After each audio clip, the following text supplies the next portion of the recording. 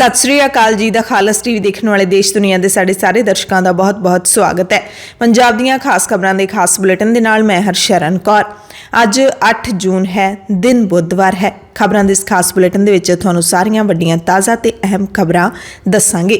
सब तो पहला अज के दिन का इतिहास दसदे हां कि 1984 दे विच 38 साल पहला साका जिहड़ा वापरिया सी, घल्लूघारा वापरिया सी, उस दरमियान 8 जून नूं की होया सी। 8 जून 1984 नूं पूरे पंजाब दे विच मुड़ 24 घंटे का करफ्यू ला के पूरी दुनिया नालों संपर्क तोड़ दिता गया सी। अखीर दुपहरे श्री दरबार साहिब की सफाई करके श्री गुरु ग्रंथ साहिब जी के प्रकाश करन की तैयारी की गई। सिख फौजी भी इस कारज दे विच मदद लई अगे आए। ज्ञानी साहिब सिंह जी की अगवाई दे विच वहिंदे हंझुआं दे नाल श्री दरबार साहिब के सेवादारां ने सफाई की। श्री गुरु ग्रंथ साहिब जी का प्रकाश किया गया। भाई हरपाल सिंह अरदासीए ने अरदास करदियां जो किछ हुआ सब किछ तुझ ते तेरी सब असनाई पढ़ के सेवा शुरू की। उस तो बाद ज्ञानी साहिब सिंह जी ने हुक्मनामा पढ़िया ਅਤੇ दिन रात की मर्यादा पहला वांगू चलन लगी। खबरों के विच सब तो पहली खबर शुभदीप सिंह उर्फ सिद्धू मूसेवाला दे नाल जुड़ी हुई है, जिसकी अज अंतिम अरदास की जाएगी।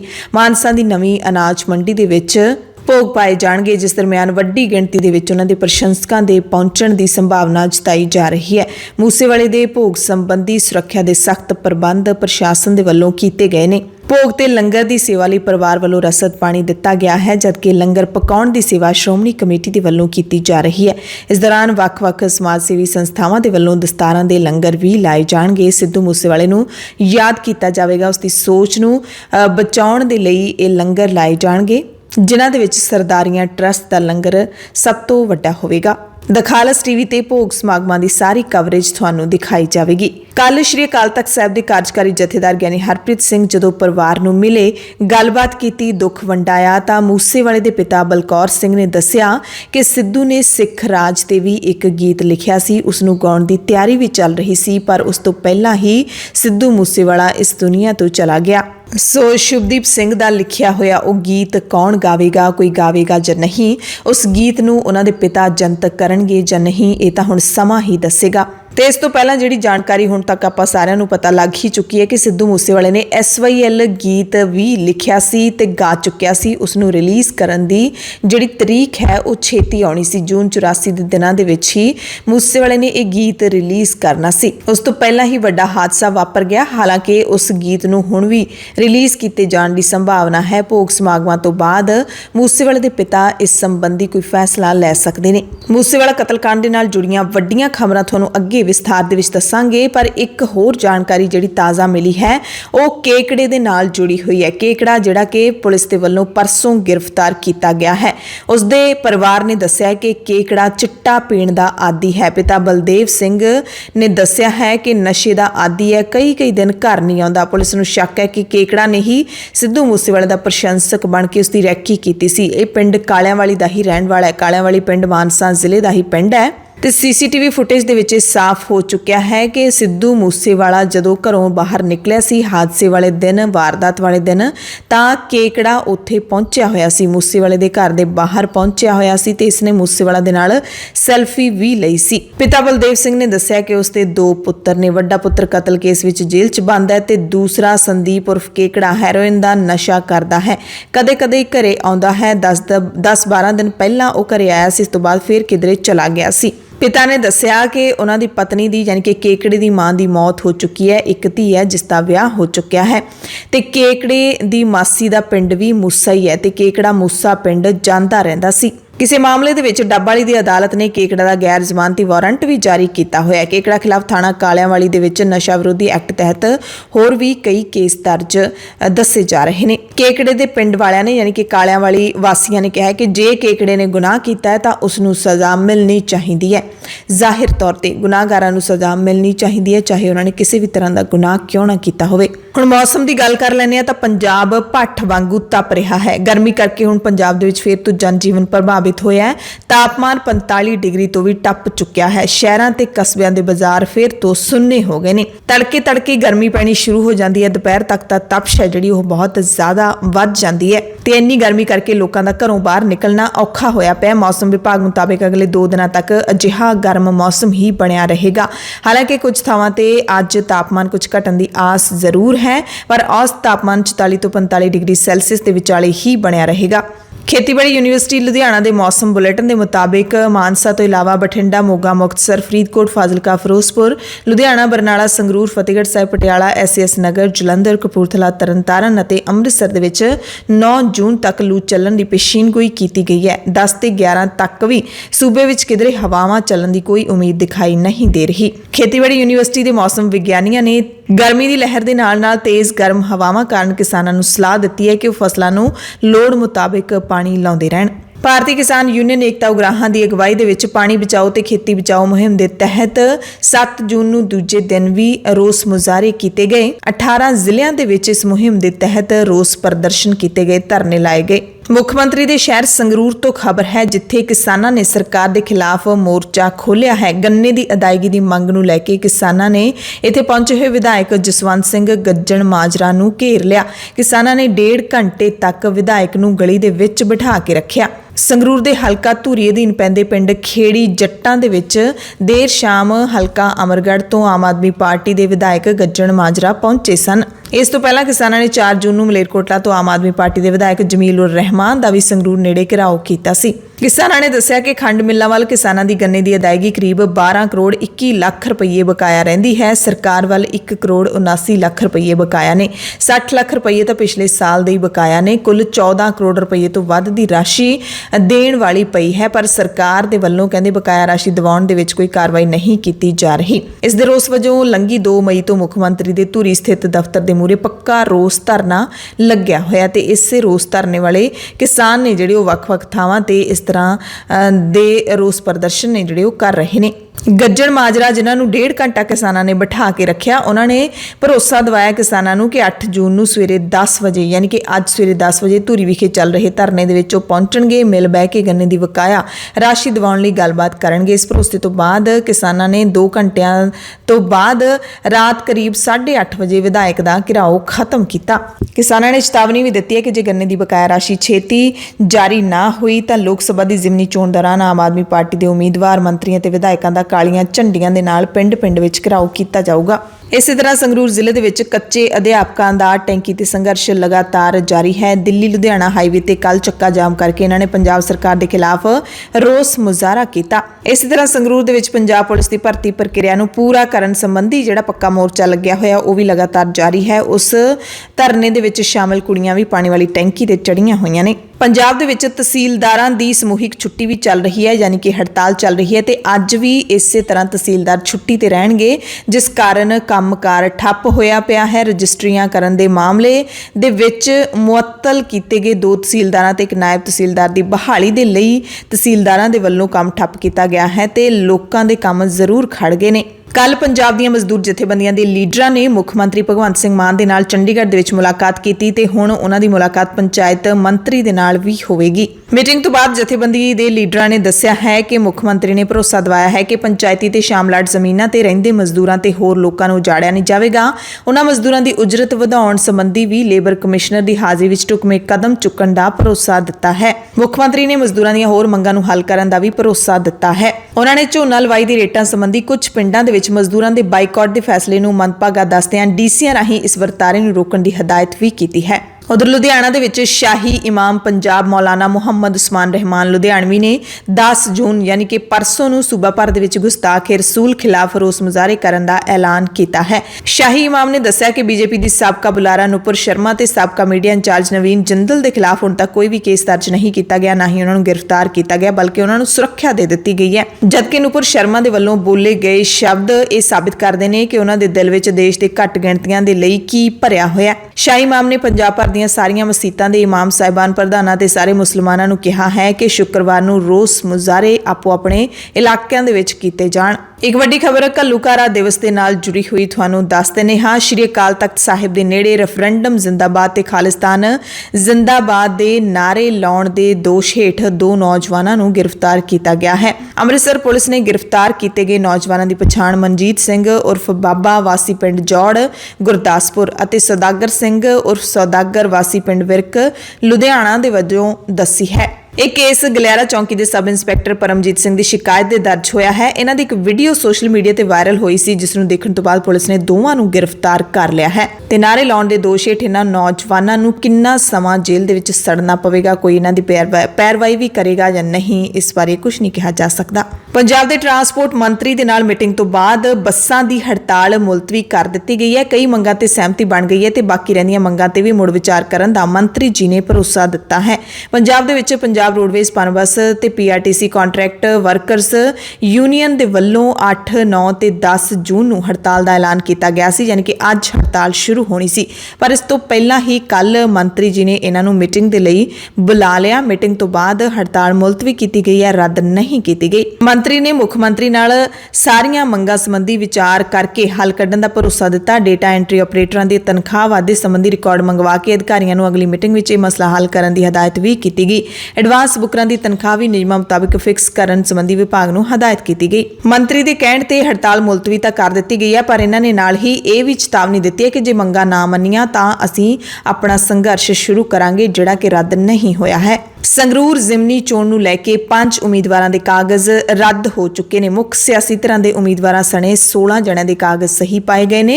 कागज 9 जून तक वापस लए जा सकदे ने। जिन्हां उम्मीदवारां दे नामजदगी पर्चे रद्द होए ने उन्हां विच बीजेपी दे कवरिंग उम्मीदवार करनिंदर सिंह ढिल्लों, इंडियन नैशनल कांग्रेस दे कवरिंग उम्मीदवार सिमरत कौर, आम आदमी पार्टी दे कवरिंग उम्मीदवार दलजीत सिंह घुमान ते आजाद उम्मीदवार बाबू राम ओझा ते भुपिंदर सिंह बीरवल शामिल ने।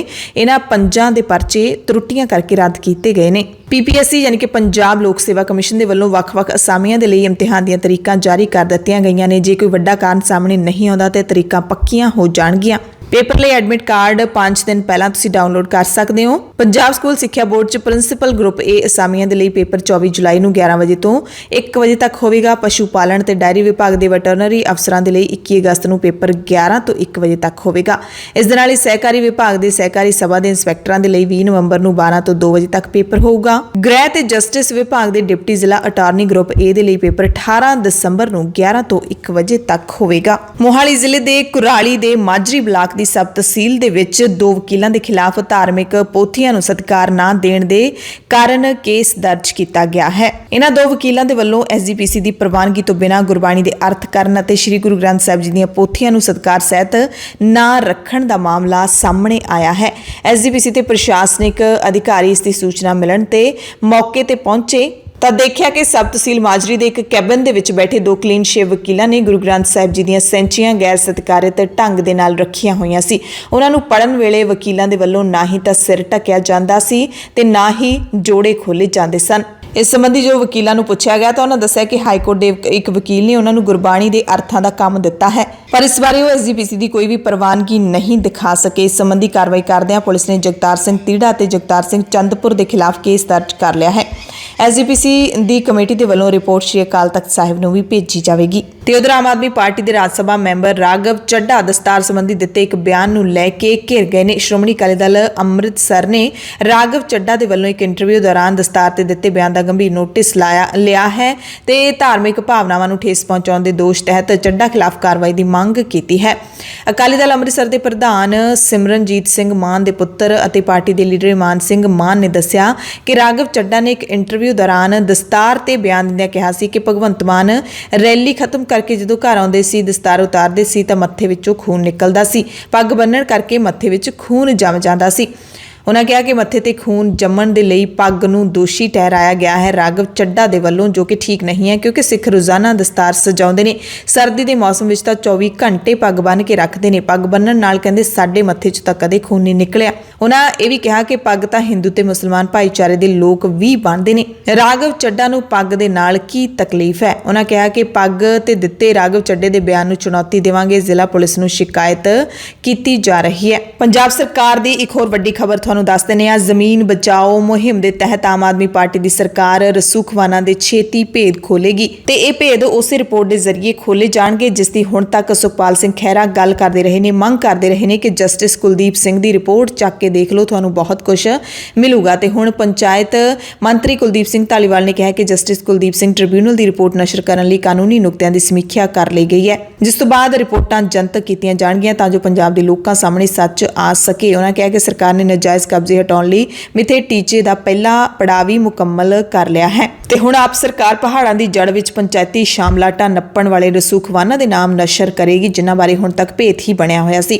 ਪੇਂਡੂ ਵਿਕਾਸ ਤੇ ਪੰਚਾਇਤ ਮਹਿਕਮੇ ਨੇ ਇਸ ਬਾਰੇ ਪੂਰੀ ਤਿਆਰੀ ਕਰ ਲਈ ਹੈ। ਆਮ ਆਦਮੀ ਪਾਰਟੀ ਸਰਕਾਰ VIPs ਦੇ ਨਾਮ ਹੁਣ ਜਨਤਕ ਕਰਨ ਦੇ ਪੂਰੇ ਰੌਂ ਦੇ ਵਿੱਚ ਹੈ। ਪੰਜਾਬ ਤੇ ਹਰਿਆਣਾ ਹਾਈ ਕੋਰਟ ਨੇ 2007 ਵਿੱਚ ਦਾਇਰ ਪਟੀਸ਼ਨ ਦੇ ਆਧਾਰ ਤੇ ਮਈ 2012 ਵਿੱਚ ਸੁਪਰੀਮ ਕੋਰਟ ਦੇ ਸਾਬਕਾ ਜਸਟਿਸ ਕੁਲਦੀਪ ਸਿੰਘ ਦੀ ਅਗਵਾਈ ਵਿੱਚ 3 ਮੈਂਬਰੀ ਪੈਨਲ ਦਾ ਗਠਨ ਕੀਤਾ ਸੀ, ਜਿਸ ਨੇ ਆਪਣੀ ਰਿਪੋਰਟ ਵਿੱਚ ਪੰਚਾਇਤੀ ਸ਼ਾਮਲਾਟਾਂ ਤੇ ਨਾਜਾਇਜ਼ ਕਬਜ਼ੇ ਹੋਣ ਤੇ ਮਾਲਕੀਆਂ ਤਬਦੀਲ ਹੋਣ ਬਾਰੇ ਰਿਪੋਰਟ ਦਿੱਤੀ ਸੀ। ਹਾਈ ਕੋਰਟ ਦੀ ਤਾੜਨਾ ਦੇ ਬਾਵਜੂਦ ਸਰਕਾਰਾਂ ਨੇ ਇਸ ਰਿਪੋਰਟ ਨੂੰ ਅਮਲ ਵਿੱਚ ਲਿਆਉਣ ਵਿੱਚ ਸੁਸਤੀ ਵਰਤੀ। ਕਾਂਗਰਸ ਦੇ ਸਾਬਕਾ ਪ੍ਰਧਾਨ ਨਵਜੋਤ ਸਿੰਘ ਸਿੱਧੂ ਵੀ ਇਸ ਰਿਪੋਰਟ ਨੂੰ ਜਨਤਕ ਕਰਨ ਦੀ ਮੰਗ ਕਰਦੇ ਰਹੇ ਅਤੇ ਹੁਣ ਸੁਖਪਾਲ ਸਿੰਘ ਖਹਿਰਾ ਲਗਾਤਾਰ ਆਮ ਆਦਮੀ ਪਾਰਟੀ ਦੀ ਸਰਕਾਰ ਨੂੰ ਚੈਲੰਜ ਕਰਦੇ ਰਹੇ ਨੇ ਕਿ ਇਸ ਰਿਪੋਰਟ ਨੂੰ ਜਨਤਕ ਕਰੋ, ਇਸ ਰਿਪੋਰਟ ਦੇ ਆਧਾਰ ਤੇ ਕਾਰਵਾਈ ਕਰੋ। ਤੇ ਹੁਣ ਪੰਜਾਬ ਹਰਿਆਣਾ ਹਾਈ ਕੋਰਟ ਨੇ ਪੰਜਾਬ ਸਰਕਾਰ ਤੋਂ ਜਸਟਿਸ ਕੁਲਦੀਪ ਸਿੰਘ ਵੱਲੋਂ ਪੇਸ਼ ਕੀਤੀ ਰਿਪੋਰਟ ਤੇ ਕਾਰਵਾਈ ਦੀ ਮੰਗ ਕੀਤੀ ਹੈ। ਸੁਣਵਾਈ 18 ਜੁਲਾਈ ਨੂੰ ਹੋਵੇਗੀ। ਤੇ ਉਧਰ ਪੰਜਾਬ ਦੇ ਵਿੱਚ ਆਮ ਆਦਮੀ ਪਾਰਟੀ ਦੀ ਸਰਕਾਰ ਨੇ ਸਾਬਕਾ ਮੰਤਰੀ ਸਾਧੂ ਸਿੰਘ ਧਰਮਸੋਤ ਨੂੰ ਗ੍ਰਿਫਤਾਰ ਕੀਤਾ ਹੈ। ਭ੍ਰਿਸ਼ਟਾਚਾਰ ਦੇ ਕੇਸ ਵਿੱਚ ਗ੍ਰਿਫਤਾਰ ਕੀਤਾ ਗਿਆ ਹੈ।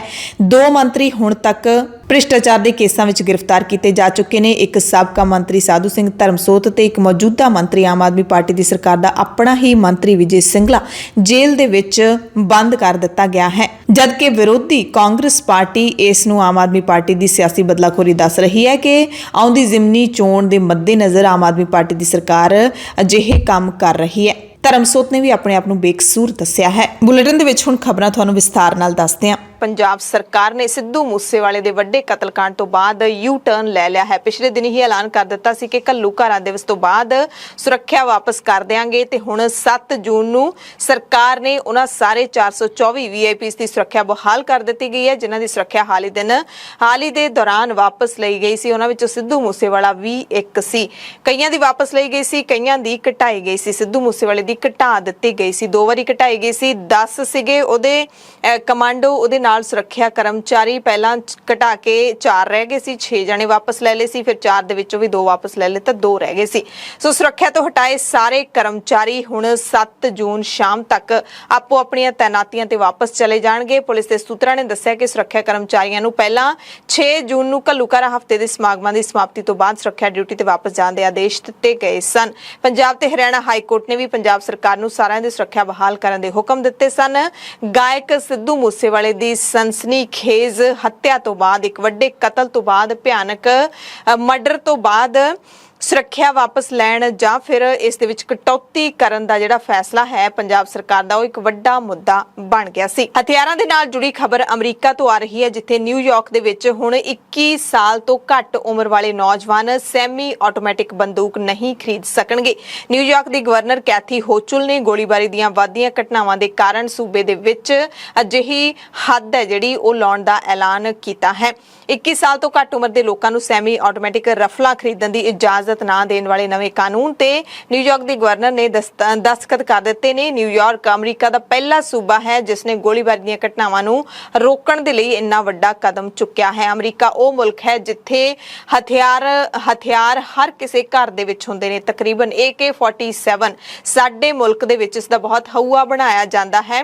ਸਿੱਧੂ ਮੂਸੇਵਾਲਾ ਜਿਸ ਦਾ ਕਤਲ ਹੋਇਆ ਸੀ, ਪਿਛਲੇ ਸਮੇਂ ਦੇ ਵਿੱਚ ਪੁਲਿਸ ਦੇ ਨਾਲ AK-47 ਚਲਾਉਂਦਾ ਦੇਖਿਆ ਗਿਆ ਸੀ, ਤਾਂ ਉਸ ਮੁੱਦੇ ਨੂੰ ਬਹੁਤ ਹੀ ਵੱਡਾ ਦਾ ਮੁੱਦਾ ਬਣਾਇਆ ਗਿਆ ਸੀ। ਪਰ ਅਮਰੀਕਾ ਦੇ ਲੋਕ ਉਸ ਖਬਰ ਨੂੰ ਜੇ ਸੁਣਦੇ ਨੇ ਤਾਂ ਉਹ ਹੱਸਦੇ ਨੇ ਕਿ ਇੰਨੀ ਕਿੱਡੀ ਕੁ ਵੱਡੀ ਗੱਲ ਹੋ ਗਈ, ਕਿਉਂਕਿ ਅਮਰੀਕਾ ਦੇ ਵਿੱਚ ਸ਼ੂਟਿੰਗ ਰੇਂਜਾਂ ਆਮ ਬਣੀਆਂ ਹੋਈਆਂ ਨੇ। ਉੱਥੇ ਹਥਿਆਰਾਂ ਦੀ ਪ੍ਰੈਕਟਿਸ ਕਰਨ ਦੀ ਵੀ ਮਨਾਹੀ ਨਹੀਂ ਹੈ। ਇੱਥੇ ਜੇ ਦੇਖ ਲਈਏ ਤਾਂ ਇੱਥੇ ਤਾਂ ਪੁਲਿਸ ਨੂੰ ਵੀ ਲਿਮਿਟਡ ਰਾਉਂਡ ਕਰਨ ਦੀ ਇਜਾਜ਼ਤ ਹੁੰਦੀ ਹੈ, ਪਰ ਉੱਥੇ ਕੋਈ ਕਿੰਨੀ ਮਰਜ਼ੀ ਪ੍ਰੈਕਟਿਸ ਕਰ ਸਕਦਾ ਹੈ, ਕਿੰਨੇ ਮਰਜ਼ੀ ਹਥਿਆਰ ਆਪਣੇ ਘਰ ਦੇ ਵਿੱਚ ਰੱਖ ਸਕਦਾ ਹੈ। ਉੱਥੇ ਤਕਰੀਬਨ ਹਰ ਘਰ ਦੇ ਵਿੱਚ ਰਫਲਾਂ ਤੁਹਾਨੂੰ ਮਿਲ ਜਾਣਗੀਆਂ ਤੇ ਰਫਲਾਂ ਨੂੰ ਸਿਕਿਉਰਿਟੀ ਦਾ ਇੱਕ ਵੱਡਾ ਪਰਪਸ ਮੰਨਿਆ ਜਾਂਦਾ ਹੈ ਤੇ ਹਰ ਕਿਸੇ ਨੂੰ ਇਹ ਰੱਖਣ ਦਾ ਅਧਿਕਾਰ ਹੈ। ਇਹ ਸਰਕਾਰ ਉੱਥੋਂ ਦੀ ਮੰਨਦੀ ਹੈ। ਪਰ ਨਿਊਯਾਰਕ ਦੇ ਵਿੱਚ ਇਹ ਇੱਕ ਵੱਡੀ ਖਬਰ ਹੈ ਹੁਣ ਕਿ ਇੱਥੇ 21 ਸਾਲ ਤੋਂ ਘੱਟ ਉਮਰ ਦੇ ਨੌਜਵਾਨ ਸੈਮੀ ਆਟੋਮੈਟਿਕ ਰਾਈਫਲ ਨਹੀਂ ਰੱਖ ਸਕਦੇ। ਪੰਜਾਬ ਦੇ ਮੁੱਖ ਮੰਤਰੀ ਭਗਵੰਤ ਸਿੰਘ ਮਾਨ ਨੇ ਮੁੱਖ ਮੰਤਰੀ ਬਣਨ ਤੋਂ ਬਾਅਦ ਅਪ੍ਰੈਲ ਮਹੀਨੇ ਦੇ ਵਿੱਚ ਕਾਰਵਾਈ ਦੀ ਚੇਤਾਵਨੀ ਦਿੱਤੀ ਸੀ। ਪੰਜਾਬ ਦੇ ਵਿੱਚ ਸਾਬਕਾ ਕੈਬਨਿਟ ਮੰਤਰੀ ਤੇ ਕਾਂਗਰਸ ਦੇ ਲੀਡਰ ਸਾਧੂ ਸਿੰਘ ਧਰਮਸੋਤ ਦੇ ਖਿਲਾਫ ਅਪ੍ਰੈਲ ਦੇ ਵਿੱਚ ਚੇਤਾਵਨੀ ਦਿੱਤੀ ਸੀ ਤੇ ਜੂਨ ਮਹੀਨੇ ਦੇ ਵਿੱਚ ਕਾਂਗਰਸ ਦੀ ਕੈਪਟਨ ਅਮਰਿੰਦਰ ਸਿੰਘ ਦੀ ਸਰਕਾਰ ਦੇ ਵਿੱਚ ਜੰਗਲਾਤ ਅਤੇ ਸਮਾਜ ਭਲਾਈ ਵਿਭਾਗ ਦੇ ਕੈਬਨਿਟ ਮੰਤਰੀ ਰਹੇ ਸਾਧੂ ਸਿੰਘ ਧਰਮਸੋਤ ਨੂੰ ਵਿਜੀਲੈਂਸ ਵਿਭਾਗ ਮੋਹਾਲੀ ਦੀ ਟੀਮ ਨੇ ਤੜਕੇ ਅਮਲੋਹ ਸਥਿਤ ਉਹਨਾਂ ਦੇ ਨਿਵਾਸ ਸਥਾਨ ਤੋਂ ਹੀ ਗ੍ਰਿਫਤਾਰ ਕਰ ਲਿਆ। ਭ੍ਰਿਸ਼ਟਾਚਾਰ ਦੇ ਦੋਸ਼ਾਂ ਤਹਿਤ ਗ੍ਰਿਫਤਾਰ ਕੀਤਾ ਗਿਆ ਹੈ। ਇਹਨਾਂ ਦੇ ਨਾਲ ਹੀ ਖੰਨਾ ਦੇ ਜਲੰਧਰ ਵਿੱਚ ਛਪਦੇ ਅਖਬਾਰ ਦਾ ਪੱਤਰਕਾਰ ਤੇ ਜੰਗਲਾਤ ਵਿਭਾਗ ਦਾ ਮੁਲਾਜ਼ਮ ਵੀ ਗ੍ਰਿਫਤਾਰ ਕੀਤਾ ਗਿਆ ਹੈ। ਹਾਲਾਂਕਿ ਕੁਝ ਮੀਡੀਆ ਅਦਾਰੇ ਲਿਖਦੇ ਨੇ ਕਿ ਇਹਨਾਂ ਦੇ 2 OSD ਗ੍ਰਿਫਤਾਰ ਕੀਤੇ ਗਏ ਨੇ। ਸੂਚਨਾ ਦੇ ਮੁਤਾਬਕ ਵਿਜੀਲੈਂਸ ਟੀਮ ਨੇ ਗ੍ਰਿਫਤਾਰੀ ਸਮੇਂ ਇਸ ਮਾਮਲੇ ਨੂੰ ਬਹੁਤ ਹੀ ਸੀਕ੍ਰੇਟ ਰੱਖਿਆ, ਗੁਪਤ ਰੱਖਿਆ। ਅਮਲੋਹ ਪੁਲਿਸ ਨੂੰ ਵੀ ਇਸ ਬਾਰੇ ਕੋਈ ਸੂਚਨਾ ਨਹੀਂ ਦਿੱਤੀ ਗਈ। ਵਿਜੀਲੈਂਸ ਟੀਮ ਦੀ ਗ੍ਰਿਫਤਾਰੀ ਸਮੇਂ ਧਰਮਸੋਤ ਦੀ ਅਮਲੋਹ ਸਥਿਤ ਕੋਠੀ ਨੂੰ ਚਾਰੇ ਪਾਸਿਆਂ ਤੋਂ ਘੇਰਾ ਪਾ ਲਿਆ ਗਿਆ। ਕਈ ਕਰਮਚਾਰੀ ਕੋਠੀ ਦੇ ਉੱਤੇ ਵੀ ਮੌਜੂਦ ਸਨ। ਧਰਮਸੋਤ ਦੀ ਗ੍ਰਿਫਤਾਰੀ ਕਾਂਗਰਸ ਲੀਡਰ ਰਾਹੁਲ ਗਾਂਧੀ ਦੇ ਪੰਜਾਬ ਦੌਰੇ ਤੋਂ ਕੁਝ ਸਮਾਂ ਪਹਿਲਾਂ ਹੀ ਹੋਈ। ਕਾਂਗਰਸ ਦੇ ਵੱਡੇ ਲੀਡਰ ਰਾਹੁਲ ਗਾਂਧੀ ਨੇ ਸਿੱਧੂ ਮੂਸੇਵਾਲੇ ਦੇ ਘਰ ਜਾ ਕੇ ਪਰਿਵਾਰ ਦੇ ਨਾਲ ਦੁੱਖ ਸਾਂਝਾ ਕੀਤਾ। ਖੈਰ ਕੁਝ ਦਿਨ ਪਹਿਲਾਂ ਜ਼ਿਲ੍ਹਾ ਜੰਗਲਾਤ ਅਫਸਰ ਗੁਰਅਮਨਪ੍ਰੀਤ ਸਿੰਘ ਅਤੇ ਠੇਕੇਦਾਰ ਹਰਮਿੰਦਰ ਸਿੰਘ ਹੈਮੀ ਨੂੰ ਭ੍ਰਿਸ਼ਟਾਚਾਰ ਮਾਮਲੇ ਵਿੱਚ ਗ੍ਰਿਫਤਾਰ ਕੀਤਾ ਗਿਆ ਸੀ। ਸੂਤਰਾਂ ਦੇ ਮੁਤਾਬਿਕ ਜਾਣਕਾਰੀ ਮਿਲੀ ਹੈ ਕਿ ਧਰਮਸੋਤ ਦੇ ਮੰਤਰੀ ਹੁੰਦਿਆਂ ਦੋਵਾਂ ਨੇ ਜੰਗਲਾਤ ਵਿਭਾਗ ਵਿੱਚ ਹੋਈਆਂ ਕਥਿਤ ਗਲਤੀਆਂ ਦੇ ਵੇਰਵੇ ਮੁਹੱਈਆ ਕਰਵਾਏ ਸੀ। ਸੋ ਇਸ ਗ੍ਰਿਫਤਾਰੀ ਤੋਂ ਬਾਅਦ ਵਿਜੀਲੈਂਸ ਦੇ ਚੀਫ ਡਾਇਰੈਕਟਰ ਵਿਰਿੰਦਰ ਕੁਮਾਰ ਨੇ ਦੱਸਿਆ ਕਿ ਬੜੇ ਹੀ ਸੰਗਠਿਤ ਤਰੀਕੇ ਦੇ ਨਾਲ ਜੰਗਲਾਤ ਮਹਿਕਮੇ ਦੇ ਵਿੱਚ ਪੁਰਾਣੇ ਮੰਤਰੀ ਭ੍ਰਿਸ਼ਟਾਚਾਰ ਕਰਦੇ ਸੀ, ਜਿਨ੍ਹਾਂ ਨੂੰ ਫੜਿਆ ਗਿਆ ਹੈ, ਪੈਸੇ ਲੈਂਦੇ ਸੀ। ਉਹਨਾਂ ਨੇ ਦਾਅਵਾ ਕੀਤਾ ਕਿ 500 ਰੁਪਏ ਪ੍ਰਤੀ ਰੁੱਖ ਦੀ ਤਾਂ ਇਹ ਕਟਾਈ ਲੈਂਦੇ ਸੀ। ਜਿੰਨੇ ਵੀ ਪੰਜਾਬ ਦੇ ਵਿੱਚ ਰੁੱਖ ਜੰਗਲਾਤ ਮਹਿਕਮੇ ਦੇ ਵੱਲੋਂ ਵੱਢੇ ਜਾਂਦੇ ਸੀ 500 ਰੁਪਏ ਉਹਦੇ ਵਿੱਚੋਂ ਇਹ ਲੈਂਦੇ ਸੀ। ਬਦਲੀਆਂ, ਪੋਸਟਿੰਗ, ਕੋਈ ਵੀ ਚੀਜ਼ ਖਰੀਦਣੀ ਹੈ, ਬਾੜ ਲਾਉਣੀ ਹੈ, ਲਗਭਗ ਹਰੇਕ ਚੀਜ਼ ਦਾ ਕਹਿੰਦੇ ਉਹ ਪੈਸਾ ਲੈਂਦੇ ਸੀ। ਕੁਝ ਖਾਸ ਬੰਦੇ ਇਹਨਾਂ ਨੇ ਰੱਖੇ ਹੋਏ ਸੀ ਜਿਨ੍ਹਾਂ ਦੇ ਕੋਲੇ ਪੈਸੇ ਜਾਂਦੇ ਸੀ। ਉਸੇ ਆਧਾਰ ਤੇ ਹੀ ਅਸੀਂ ਕਹਿੰਦੇ ਕੇਸ ਦਰਜ ਕਰਕੇ ਤੜਕੇ ਅੰਮ੍ਰਿਤ ਵੇਲੇ ਇਹ ਕਾਰਵਾਈ ਕੀਤੀ ਹੈ। ਵਿਜੀਲੈਂਸ ਨੇ ਪਿਛਲੇ ਹਫਤੇ ਰਿਸ਼ਵਤਖੋਰੀ ਮਾਮਲੇ ਵਿੱਚ ਮੋਹਾਲੀ ਦੇ ਜ਼ਿਲ੍ਹਾ ਜੰਗਲਾਤ ਅਫਸਰ ਨੂੰ ਵੀ ਗ੍ਰਿਫਤਾਰ ਕੀਤਾ ਸੀ। ਉਸਨੇ ਪੁਲਿਸ ਦੀ ਪੁੱਛਗਿੱਛ ਦੌਰਾਨ ਦੱਸਿਆ ਸੀ ਕਿ ਸਾਧੂ ਸਿੰਘ ਧਰਮਸੋਤ ਜਦੋਂ ਮੰਤਰੀ ਹੁੰਦੇ ਸੀ ਤਾਂ ਕਿਵੇਂ ਰੁੱਖ ਵੱਢਣ ਦੇ ਪੈਸੇ ਲੈਂਦੇ ਸੀ। ਲੰਘੀ 15 ਅਪ੍ਰੈਲ ਨੂੰ ਪੰਜਾਬ ਦੇ ਮੁੱਖ ਮੰਤਰੀ ਭਗਵੰਤ ਸਿੰਘ ਮਾਨ ਨੇ ਜਲੰਧਰ ਦੇ ਵਿੱਚ ਪ੍ਰੈਸ ਕਾਨਫਰੰਸ ਦੌਰਾਨ ਸੰਕੇਤ ਦਿੱਤੇ ਸੀ ਕਿ ਸਾਬਕਾ ਮੰਤਰੀ ਸਾਧੂ ਸਿੰਘ ਧਰਮਸੋਤ ਛੇਤੀ ਹੀ ਜੇਲ੍ਹ ਦੀਆਂ ਸਲਾਖਾਂ ਦੇ ਪਿੱਛੇ ਹੋਣਗੇ। ਹਾਲਾਂਕਿ ਮੁੱਖ ਮੰਤਰੀ ਭਗਵੰਤ ਸਿੰਘ ਮਾਨ ਨੇ ਉਹਨਾਂ ਨੂੰ SC-BC ਵਜ਼ੀਫਾ ਘੁਟਾਲੇ ਦੇ ਮਾਮਲੇ ਵਿੱਚ ਗ੍ਰਿਫਤਾਰੀ ਦਾ ਦਾਅਵਾ ਕੀਤਾ ਸੀ, ਪਰ ਸਾਧੂ ਸਿੰਘ ਧਰਮਸੋਤ ਨੂੰ ਵਿਜੀਲੈਂਸ ਨੇ ਰਿਸ਼ਵਤ ਲੈ ਕੇ ਰੁੱਖਾਂ ਵੱਢਣ ਦੇ ਮਾਮਲੇ ਦੇ ਵਿੱਚ ਗ੍ਰਿਫਤਾਰ ਕੀਤਾ ਹੈ। ਆਮ ਆਦਮੀ ਪਾਰਟੀ ਸਣੇ ਵਿਰੋਧੀ ਧਿਰਾਂ ਲਗਾਤਾਰ ਸਾਧੂ ਸਿੰਘ ਧਰਮਸੋਤ ਖਿਲਾਫ ਕਾਰਵਾਈ ਦੀ ਮੰਗ ਕਰਦੀਆਂ ਰਹੀਆਂ ਨੇ। ਜਦੋਂ ਪੰਜਾਬ ਦੇ ਵਿੱਚ ਪਿਛਲੀ ਕਾਂਗਰਸ ਦੀ ਸਰਕਾਰ ਹੁੰਦੀ ਸੀ ਸਾਧੂ ਸਿੰਘ ਧਰਮਸੋਤ ਦੇ ਖਿਲਾਫ ਬੜੇ ਰੋਸ ਮੁਜ਼ਾਹਰੇ ਵੀ ਹੋਏ, ਪਰ ਕੈਪਟਨ ਸਰਕਾਰ ਨੇ ਵਿਭਾਗੀ ਜਾਂਚ ਕਰਵਾ ਕੇ ਮਾਮਲੇ ਨੂੰ ਠੰਡੇ ਬਸਤੇ ਵਿੱਚ ਪਾ ਦਿੱਤਾ ਸੀ।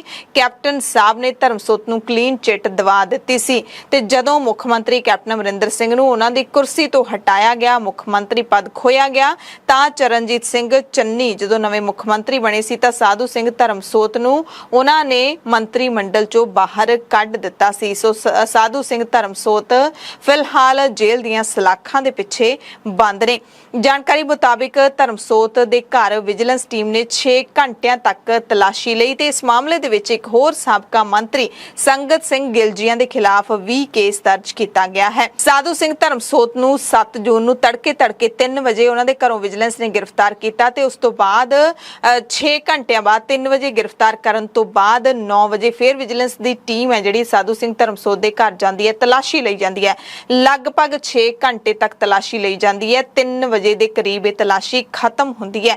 ਤੜਕੇ ਉਦੋਂ ਗ੍ਰਿਫਤਾਰ ਕੀਤਾ ਗਿਆ ਜਦੋਂ ਤਕਰੀਬਨ ਅੱਧੀ ਤੋਂ ਵੱਧ ਦੁਨੀਆ ਸੁੱਤੀ ਹੁੰਦੀ ਹੈ। ਵਿਰਲੇ ਟਾਵੇਂ ਰੱਬ ਨੂੰ ਯਾਦ ਕਰਨ ਵਾਲੇ ਲੋਕ ਨੇ ਜਿਹੜੇ ਉਹ ਜਾਗ ਰਹੇ ਹੁੰਦੇ ਨੇ। ਇਸ ਤਲਾਸ਼ੀ ਤੋਂ ਬਾਅਦ ਇੰਸਪੈਕਟਰ ਦਵਿੰਦਰ ਸਿੰਘ ਨੇ ਦੱਸਿਆ ਕਿ 2 ਸਰਕਾਰੀ ਗਵਾਹ ਜਿਨ੍ਹਾਂ ਦੇ ਵਿੱਚ ਸਾਬਕਾ ਕੌਂਸਲਰ ਰਾਕੇਸ਼ ਕੁਮਾਰ ਸਾਹੀ ਤੇ ਹਰਪ੍ਰੀਤ ਸਿੰਘ ਗਿੱਲ ਸ਼ਾਮਲ ਸਨ, ਉਹਨਾਂ ਦੀ ਮੌਜੂਦਗੀ ਵਿੱਚ ਧਰਮਸੋਤ ਦੇ ਪੁੱਤਰ ਗੁਰਪ੍ਰੀਤ ਸਿੰਘ, ਧਰਮਸੋਤ ਦੀ ਪਤਨੀ, ਉਹਨਾਂ ਦੀ ਹਾਜ਼ਰੀ ਦੇ ਵਿੱਚ ਸਾਰੀ ਜਾਂਚ ਕੀਤੀ ਗਈ। ਇਸ ਦੌਰਾਨ ਕੋਈ ਵੀ ਵੱਡੀ ਰਾਸ਼ੀ ਜਾਂ ਕੋਈ ਹੋਰ ਕੀਮਤੀ ਸਮਾਨ ਹੱਥ ਨਹੀਂ ਲੱਗਿਆ।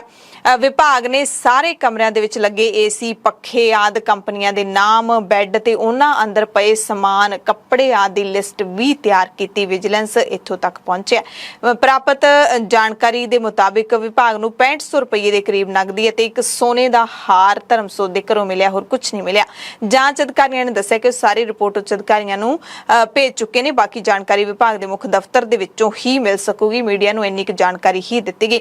ਤਲਾਸ਼ੀ ਦੌਰਾਨ ਕਿਸੇ ਵੀ ਬੰਦੇ ਨੂੰ ਘਰ ਦੇ ਅੰਦਰ ਜਾਂ ਫਿਰ ਬਾਹਰ ਜਾਣ ਦੀ ਇਜਾਜ਼ਤ ਨਹੀਂ ਦਿੱਤੀ ਗਈ। ਟੀਮ ਦੇ ਨਾਲ ਥਾਣਾ ਅਮਲੋਹ ਦੇ ਸਹਾਇਕ ਥਾਣੇਦਾਰ ਧਰਮਪਾਲ ਅਤੇ ਬਲਜੀਤ ਸਿੰਘ ਵੀ ਸ਼ਾਮਲ ਸਨ। ਧਰਮਸੋਤ ਦੇ ਵਕੀਲ ਸ਼ੀਤਲ ਸ਼ਰਮਾ ਨੇ ਇਸ ਦਰਮਿਆਨ ਪੁਲਿਸ ਤੇ ਦੋਸ਼ ਲਾਇਆ ਕਿ ਪੁਲਿਸ ਦੇ ਵੱਲੋਂ ਉਸ ਨੂੰ ਵਿਜੀਲੈਂਸ ਟੀਮ ਨੂੰ ਮਿਲਣ ਨਹੀਂ ਦਿੱਤਾ ਜਾ ਰਿਹਾ। ਇਹ ਵੀ ਤੁਹਾਨੂੰ ਦੱਸ ਦਿੰਦੇ ਹਾਂ ਕਿ ਵਿਜੀਲੈਂਸ ਵਿਭਾਗ ਨੇ ਕਿਹਨਾਂ ਦੇ ਖਿਲਾਫ ਪਰਚਾ ਦਰਜ ਕੀਤਾ ਹੈ। ਇਹਨਾਂ ਦੇ ਵਿੱਚ ਜੰਗਲਾਤ ਵਿਭਾਗ ਦੇ ਅਮਿਤ ਚੌਹਾਨ, ਗੁਰਅਮਨਪ੍ਰੀਤ ਸਿੰਘ ਵਣ ਮੰਡਲ ਅਫਸਰ ਮੋਹਾਲੀ, ਦਿਲਪ੍ਰੀਤ ਸਿੰਘ ਵਣ ਗਾਰਡ, ਸਾਬਕਾ ਜੰਗਲਾਤ ਮੰਤਰੀ ਸਾਧੂ ਸਿੰਘ ਧਰਮਸੋਤ, ਸਾਬਕਾ ਮੰਤਰੀ ਸੰਗਤ ਸਿੰਘ ਗਿਲਜੀਆਂ, ਚਮਕੌਰ ਸਿੰਘ OSD ਧਰਮਸੋਤ, ਕਮਲਜੀਤ ਸਿੰਘ ਖੰਨਾ, ਕੁਲਵਿੰਦਰ ਸਿੰਘ ਸ਼ੇਰਗਿੱਲ PA ਸੰਗਤ ਸਿੰਘ ਗਿਲਜੀਆਂ ਅਤੇ ਸਚਿਨ ਕੁਮਾਰ ਖਿਲਾਫ ਪਰਚਾ ਦਰਜ ਕੀਤਾ ਗਿਆ ਹੈ। ਕਾਰਵਾਈ ਕੀਤੀ ਗਈ, ਯਾਨੀ ਕਿ ਸਾਰੇ ਲੋਕਾਂ ਦੀ ਹੁਣ ਗ੍ਰਿਫਤਾਰੀ ਹੋਣੀ ਸੰਭਵ ਹੈ, ਤੈਅ ਹੈ। ਤੋਂ ਬਾਅਦ ਪੰਜਾਬ ਦੇ ਸਾਬਕਾ ਮੰਤਰੀ ਸਾਧੂ ਸਿੰਘ ਧਰਮਸੋਤ ਨੂੰ ਮੁਹਾਲੀ ਸਥਿਤ ਵਿਜੀਲੈਂਸ ਭਵਨ ਲਿਆਂਦਾ ਗਿਆ। ਸੀਨੀਅਰ ਅਫਸਰਾਂ ਨੇ ਪੁੱਛ ਪੜਤਾਲ ਕੀਤੀ। ਉਸ ਤੋਂ ਬਾਅਦ ਮੁਹਾਲੀ ਅਦਾਲਤ ਦੇ ਵਿੱਚ ਧਰਮਸੋਤ ਨੂੰ ਪੇਸ਼ ਕੀਤਾ ਗਿਆ। ਉਸ ਤੋਂ ਬਾਅਦ ਮੈਡੀਕਲ ਵੀ ਕਰਵਾਇਆ ਗਿਆ। ਸਾਧੂ ਸਿੰਘ ਧਰਮਸੋਤ ਨੂੰ ਉਸਦੇ 2 ਸਾਥੀਆਂ ਦੇ ਸਣੇ 3 ਦਿਨਾਂ ਦੇ ਪੁਲਿਸ ਰਿਮਾਂਡ ਤੇ ਭੇਜ ਦਿੱਤਾ ਗਿਆ ਹੈ ਤੇ ਹੁਣ ਪੁਲਿਸ ਲਗਾਤਾਰ 3 ਦਿਨ ਸਾਧੂ ਸਿੰਘ ਧਰਮਸੋਤ ਤੋਂ ਪੁੱਛ ਪੜਤਾਲ ਕਰੇਗੀ। ਸਾਧੂ ਸਿੰਘ ਧਰਮਸੋਤ, ਚਮਕੌਰ ਸਿੰਘ ਤੇ ਕਮਲਜੀਤ ਸਿੰਘ ਤਿੰਨਾਂ ਨੂੰ 3 ਦਿਨਾਂ ਦੇ ਪੁਲਿਸ ਰਿਮਾਂਡ ਤੇ ਭੇਜਿਆ ਗਿਆ ਹੈ। ਪੇਸ਼ੀ ਤੋਂ ਬਾਅਦ ਧਰਮਸੋਤ ਨੇ ਸੰਖੇਪ ਜੀ ਗੱਲਬਾਤ ਮੀਡੀਆ ਦੇ ਨਾਲ ਕੀਤੀ। ਮੀਡੀਆ ਤੋਂ ਤਕਰੀਬਨ ਦੂਰੀ ਹੀ ਬਣਾ ਕੇ ਰੱਖੀ। ਸਿਰਫ ਇੰਨਾ ਕਿਹਾ ਕਿ ਮੇਰੇ ਤੇ ਲਾਏ ਗਏ ਦੋਸ਼ ਗਲਤ ਨੇ, ਮੈਨੂੰ ਗਲਤ ਫਸਾਇਆ ਗਿਆ ਹੈ। ਧਰਮਸੋਤ ਨੇ ਆਪਣੇ ਆਪ ਨੂੰ ਬੇਕਸੂਰ ਦੱਸਦਿਆਂ ਦਾਅਵਾ ਕੀਤਾ ਕਿ ਪਹਿਲਾਂ ਮੈਨੂੰ ਸਕਾਲਰਸ਼ਿਪ ਮਾਮਲੇ ਦੇ ਵਿੱਚ ਫਸਾਉਣ ਦੀ ਕੋਸ਼ਿਸ਼ ਕੀਤੀ ਗਈ, ਉੱਥੇ ਸਰਕਾਰ ਨੂੰ ਕੁਝ ਨਹੀਂ ਮਿਲਿਆ, ਤਾਂ ਹੁਣ ਸਰਕਾਰ ਇਸ ਮਾਮਲੇ ਦੇ ਵਿੱਚ ਫਸਾਉਣ ਦੀ ਕੋਸ਼ਿਸ਼ ਕਰ ਰਹੀ ਹੈ। ਇਹ ਵੀ ਪਤਾ ਲੱਗਿਆ ਕਿ ਵਿਜੀਲੈਂਸ ਨੂੰ ਛਾਪੇਮਾਰੀ ਦੌਰਾਨ ਸਾਧੂ ਸਿੰਘ ਧਰਮਸੋਤ ਦੇ ਘਰੋਂ ਇੱਕ ਡਾਇਰੀ ਮਿਲੀ ਹੈ ਜਿਸ ਵਿੱਚ ਕਹਿੰਦੇ ਸਾਰਾ ਕੁਝ ਵੇਰਵਾ ਦਿੱਤਾ ਹੋਇਆ ਕਿ ਕਿੱਥੋਂ ਕਿੰਨੀ ਰਿਸ਼ਵਤ ਲਈ ਸੀ। ਹਾਲਾਂਕਿ ਜਿਹੜੀ ਡਾਇਰੀ ਚਰਚਾ ਦਾ ਵਿਸ਼ਾ ਬਣ ਰਹੀ ਹੈ ਉਸ ਦੇ ਵਿੱਚ ਵੀ ਧਰਮਸੋਤ ਨੇ ਆਪਣਾ ਨਾਮ ਹੋਣ ਤੋਂ ਇਨਕਾਰ ਕਰ ਦਿੱਤਾ ਹੈ ਤੇ ਪਰਿਵਾਰ ਨੇ ਵੀ ਕਿਹਾ ਕਿ ਜੇ ਧਰਮਸੋਤ ਅਜਿਹਾ ਹੁੰਦਾ ਤਾਂ ਅਸੀਂ ਅੱਜ ਦਿਹਾੜੀਆਂ ਨਾ ਕਰਦੇ ਹੁੰਦੇ, ਅਸੀਂ ਅੱਜ ਵੀ ਕਬਾੜੀਏ ਦਾ ਕੰਮ ਕਰਦੇ ਹਾਂ। ਹਾਲਾਂਕਿ ਕਬਾੜੀਏ, ਮਾਨਸਾ ਦੇ ਕਬਾੜੀਏ ਬਾਰੇ ਤੁਸੀਂ ਸੁਣਿਆ ਹੋਣਾ, ਜਿਸ ਦੇ ਕੋਲ ਜਹਾਜ਼ ਵੀ ਵਿਕਣ ਦੇ ਲਈ ਆਉਂਦੇ ਨੇ, ਕਬਾੜ ਦੇ ਵਿੱਚ ਆਉਂਦੇ ਨੇ, ਕਬਾੜੀਆਂ ਦਾ ਕਰੋੜਾਂ ਦਾ ਕੰਮ ਵੀ ਹੁੰਦਾ ਹੈ। ਹੁਣ ਇਹ ਕਿਸ ਤਰ੍ਹਾਂ ਦੇ ਕਬਾੜੀਏ ਨੇ ਇਹ ਤਾਂ ਹੁਣ ਉੱਥੋਂ ਦੇ ਲੋਕ ਹੀ ਜਾਣ ਸਕਦੇ ਨੇ।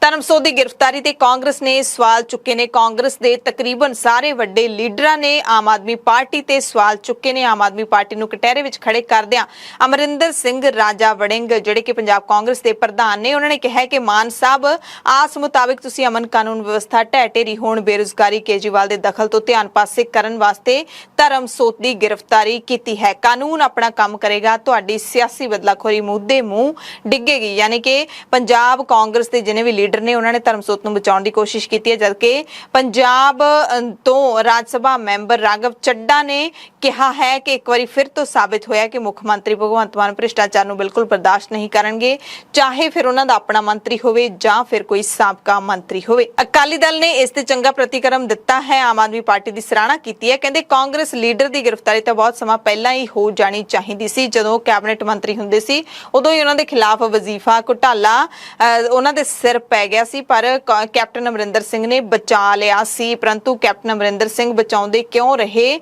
ਇਹ ਵੱਡਾ ਸਵਾਲ ਵੀ ਹੁਣ ਉੱਠਦਾ ਹੈ। ਹੁਣ ਕਹਿੰਦੇ ਕੈਪਟਨ ਕਹਿ ਰਹੇ ਨੇ ਕਿ ਮੇਰੇ ਕੋਲੇ 4 ਫਾਈਲਾਂ ਨੇ, ਉਦੋਂ ਤੁਸੀਂ ਆਪਣੇ ਦਾਗੀ ਮੰਤਰੀਆਂ ਨੂੰ ਬਚਾਉਂਦੇ ਰਹੇ। ਨਾਭੇ ਤੋਂ ਐਤਕੀ ਕਾਂਗਰਸ ਪਾਰਟੀ ਦੇ ਉਮੀਦਵਾਰ ਵਜੋਂ ਸਾਧੂ ਸਿੰਘ ਧਰਮਸੋਤ ਲੜੇ ਸਨ ਤੇ ਇਹਨਾਂ ਨੂੰ ਹਰਾਉਣ ਵਾਲੇ ਆਮ ਆਦਮੀ ਪਾਰਟੀ ਦੇ ਵਿਧਾਇਕ ਦੇਵ ਮਾਨ ਨੇ ਵੀ ਵੱਡਾ ਦੋਸ਼ ਲਾਇਆ ਕਿ ਸਾਧੂ ਦਰਖਤ ਵੱਢਣ ਦਾ 1000 ਰੁਪਏ ਲੈਂਦਾ ਸੀ, ਜਿਹਦੇ ਵਿੱਚੋਂ 500 ਰੁਪਏ ਸਾਬਕਾ ਮੰਤਰੀ ਸਾਧੂ ਨੂੰ ਖੁਦ ਨੂੰ ਮਿਲਦੇ ਸੀ, ਜਦਕਿ 500 ਹੇਠਾਂ ਵੰਡਿਆ ਜਾਂਦਾ ਸੀ। ਦੇਵ ਮਾਨ ਨੇ ਕਿਹਾ ਕਿ ਜੋ ਕੁਝ ਵੀ ਬੀਜਦਾ ਹੈ ਉਸ ਨੂੰ ਉਹੀ ਵੱਢਣਾ ਪੈਂਦਾ ਹੈ। ਇਸ ਦਰਮਿਆਨ ਸਾਧੂ ਸਿੰਘ ਧਰਮਸੋਤ ਦੇ ਪਰਿਵਾਰਕ ਮੈਂਬਰਾਂ ਨੇ ਦੋਸ਼ ਲਾਇਆ ਹੈ ਕਿ ਪੰਜਾਬ ਸਰਕਾਰ ਦੇ ਵੱਲੋਂ ਸਿਆਸੀ ਬਦਲਾਖੋਰੀ ਤਹਿਤ ਧਰਮਸੋਤ ਨੂੰ ਝੂਠੇ ਕੇਸ ਵਿੱਚ ਫਸਾਇਆ ਗਿਆ ਹੈ।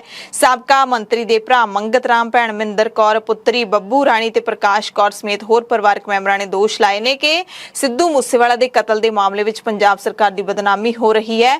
ਉਸ ਬਦਨਾਮੀ ਤੋਂ ਲੋਕਾਂ ਦਾ ਧਿਆਨ ਪਾਸੇ ਹਟਾਉਣ ਦੇ ਲਈ ਸਰਕਾਰ ਨੇ ਕਾਰਵਾਈ ਕੀਤੀ ਹੈ। ਸਾਧੂ ਸਿੰਘ ਧਰਮਸੋਤ ਦੀ ਧੀ ਨੇ ਕਿਹਾ ਕਿ ਢਿੱਡ ਭੁੱਖੇ ਨੇ, ਸਵੇਰ ਦੀ ਰੋਟੀ ਤਾਂ ਦੂਰ ਪਾਣੀ ਵੀ ਨਹੀਂ ਸਾਨੂੰ ਪੀਣ ਨੂੰ ਦਿੱਤਾ ਗਿਆ। ਅਸੀਂ ਗਰੀਬ ਹਾਂ, ਨੀਵੀਂ ਜਾਤੀ ਨਾਲ ਸੰਬੰਧ ਰੱਖਦੇ ਹਾਂ, ਇਸ ਕਰਕੇ ਸਾਡੇ ਨਾਲ ਭਗਵੰਤ ਮਾਨ ਦੀ ਸਰਕਾਰ ਧੱਕਾ ਕਰ ਰਹੀ ਹੈ। ਆਮ ਆਦਮੀ ਪਾਰਟੀ ਦੇ ਬੁਲਾਰੇ ਮਾਲਵਿੰਦਰ ਕੰਗ ਨੇ ਇਸ ਤੇ ਸਪਸ਼ਟੀਕਰਨ ਦਿੱਤਾ ਹੈ। ਉਹਨਾਂ ਨੇ ਆਪਣੀ ਪਾਰਟੀ ਦੀ ਜੰਮ ਕੇ ਤਾਰੀਫ ਕਰਦਿਆਂ ਸਾਬਕਾ ਕਾਂਗਰਸ ਲੀਡਰ ਸਾਧੂ ਸਿੰਘ ਧਰਮਸੋਤ ਦੀ ਗ੍ਰਿਫਤਾਰੀ ਤੇ ਕਿਹਾ ਕਿ ਨਾਮ ਸਾਧੂਆਂ ਵਾਲੇ, ਕੰਮ ਡਾਕੂਆਂ ਵਾਲੇ। ਉਹਨਾਂ ਦਾਅਵਾ ਕੀਤਾ ਕਿ ਆਮ ਆਦਮੀ ਪਾਰਟੀ ਦੀ ਸਥਾਪਨਾ ਹੀ ਐਂਟੀ ਕਰਪਸ਼ਨ ਮੂਵਮੈਂਟ ਦੇ ਵਿੱਚੋਂ ਹੋਈ ਹੈ ਅਤੇ ਹੁਣ ਤੱਕ ਅਜਿਹੇ ਬਹੁਤ ਸਾਰੇ ਕੰਮ ਅਸੀਂ ਗਿਣਵਾ ਸਕਦੇ ਹਾਂ, ਮਿਸਾਲਾਂ ਦੇ ਸਕਦੇ ਹਾਂ, ਜਿਹੜੀਆਂ ਦੱਸਦੀਆਂ ਨੇ ਕਿ ਅਰਵਿੰਦ ਕੇਜਰੀਵਾਲ ਜਾਂ ਭਗਵੰਤ ਮਾਨ ਭ੍ਰਿਸ਼ਟਾਚਾਰੀਆਂ ਨੂੰ ਬਖਸ਼ਣਗੇ ਨਹੀਂ। ਕੰਗ ਨੇ ਚੇਤਾਵਨੀ ਵੀ ਦਿੱਤੀ ਹੈ ਕਿ ਜੋ ਭ੍ਰਿਸ਼ਟਾਚਾਰ ਕਰਦੇ ਨੇ ਸਾਵਧਾਨ ਰਹਿਣ, ਕਿਉਂਕਿ ਅਸੀਂ ਬਰਦਾਸ਼ਤ ਨਹੀਂ ਕਰਾਂਗੇ।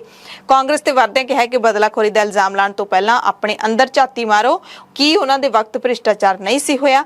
ਅਸੀਂ ਤਾਂ ਚੋਣਾਂ ਤੋਂ ਪਹਿਲਾਂ ਪੰਜਾਬ ਦੇ ਲੋਕਾਂ ਨਾਲ ਅਸੀਂ ਜੋ ਵਾਅਦਾ ਕੀਤਾ ਸੀ ਉਸ ਨੂੰ ਨਿਭਾ ਰਹੇ ਹਾਂ। ਆਮ ਆਦਮੀ ਪਾਰਟੀ ਦੀ ਸਥਾਪਨਾ ਹੀ ਜਿਹੜੀ ਹੈ ਐਂਟੀ ਕਰਪਸ਼ਨ ਜਿਹੜੀ ਮੂਵਮੈਂਟ ਸੀ ਉਹਦੇ ਚੋਂ ਹੁੰਦੀ ਹੈ ਔਰ ਉਹਦਾ ਸਬੂਤ ਦਿੰਦੇ ਹੋਏ 2015 ਚ ਦਿੱਲੀ ਦੇ ਮਾਨਯੋਗ ਮੁੱਖ ਮੰਤਰੀ ਅਰਵਿੰਦ ਕੇਜਰੀਵਾਲ ਜੀ ਜਿਹੜੇ ਨੈਸ਼ਨਲ ਕਨਵੀਨਰ ਵੀ ਹੈ, ਉਹਨਾਂ ਨੇ ਆਪਣੇ ਮੰਤਰੀ ਨੂੰ ਬਰਖਾਸਤ ਕੀਤਾ ਸੀ ਕਰਪਸ਼ਨ ਦੇ ਚਾਰਜਸ। ਪੰਜਾਬ ਕਾਂਗਰਸ ਸਰਕਾਰ ਦੇ ਜਿਹੜੇ ਸਾਬਕਾ ਵਜ਼ੀਰ ਹੈ ਸਾਧੂ ਸਿੰਘ ਧਰਮਸੋਤ, ਨਾਮ ਸਾਧੂ ਤੇ ਕੰਮ ਡਾਕੂਆਂ ਵਾਲੇ। ਇੱਕ ਕਹਾਵਤ ਹੈ 100 ਦਿਨ ਚੋਰ ਦੇ ਤੇ ਇੱਕ ਦਿਨ ਸਾਧੂ ਦਾ, ਤੇ ਇੱਥੇ ਤੇ 100 ਦਿਨ ਸਾਧੂ ਕੋ ਰਹੇ ਆ ਤੇ ਇੱਕ ਦਿਨ ਪੁਲਿਸ ਦਾ। ਅੱਜ ਉਹਨੂੰ ਮਾਨ ਸਾਹਿਬ ਦੀ ਸਰਕਾਰ ਨੇ ਅਰੈਸਟ ਕੀਤਾ ਹੈ ਪ੍ਰੀਵੈਂਸ਼ਨ ਆਫ ਕਰਪਸ਼ਨ ਐਕਟ ਦੇ ਅੰਡਰ, ਜਿਨੇ ਅਜੇ ਫੋਰੈਸਟ ਮਿਨਿਸਟਰ ਰਹਿੰਦੇ ਹੋਏ ਇਲੀਗਲ ਤਰੀਕੇ ਨਾਲ ਜੰਗਲਾਤ ਦੀ ਕਟਾਈ ਕੀਤੀ, ਉਹ ਚੋਂ ਕਮਿਸ਼ਨ ਖਾਦਾ। ਇਹ ਉਹਨਾਂ ਤੇ ਦੋਸ਼ ਹੈ।